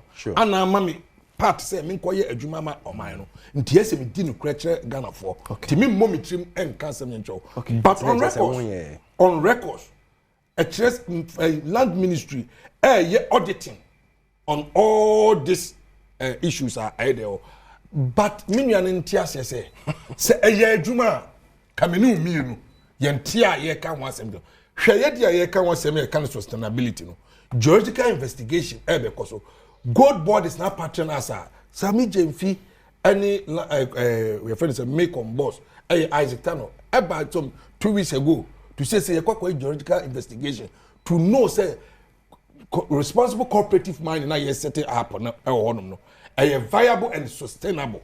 Share composition in indigenous people from that community from 11 to 25 and the best for me also some mobile no say I feel no investigation to find out say near mobile and viable and sustainable. We are doing your friend is saying geological investigations. You and I know the exploration. Also reality say na make somebody and say obi dey na say because pick a coordinate you check hanoma good here the ebe of yeah sustainable not rushing to do bibia just for political expediency they said I am not saying say amo anyehwe men kan wa ha ahwefo ehwe atiefo e de 8 men ka bi enti ye de ani indigenous 11 2 will form cooperatives and you were a portion sharing of gross funds ahead. 80% will go to those people. Now I'm going to invest their money into it. I'm indigenous people from that community. More registered general department. Say you share with document. Now it's not registered general department. First phase. Yeah, you have. Sir, I'm going to NDC form. And this okay. And yes, Debbie. Formula of sharing. But how they 80% equal investors. 20% never can you. 5% will go to on Hina assassination. Menu mean Sassibia or Hinibidia, a Bushia Bidia, and I say Uncrabi Edia. But gold nation from the year or money dear or Mampani holding in trust for us. 5% will go to reclamation fund because Meno Casan, she kept putting at the Dow crowd about reclamation. But we can't the amount in use it to reclaim Alfred any. It's not easy. You map 5% into reclamation fund. You map 5% to community development fund. Then 5% will come to responsible corporate money for our operations. And look at the composition of those who will take care. 5%. 5%. The composition of the assembly will nominate. The community will nominate to form a committee. I bet take care of. So that isn't community. But and the same as send now. Number I can't catch say community be a mom fund the same mommy say. Okay, but I say. I've given you a person in Sierra Sara person to be on Badwam on Adom TV. National Treasure coming. Oh, that's an area. Because me wish you Africans. You can't make brothers of for time. It's not your benefits birthday. Uncle Ben, wish you happy birthday. In advance. After time I will say see our chair say on your 5% of the budget. Oh my, what's your best say she about crown.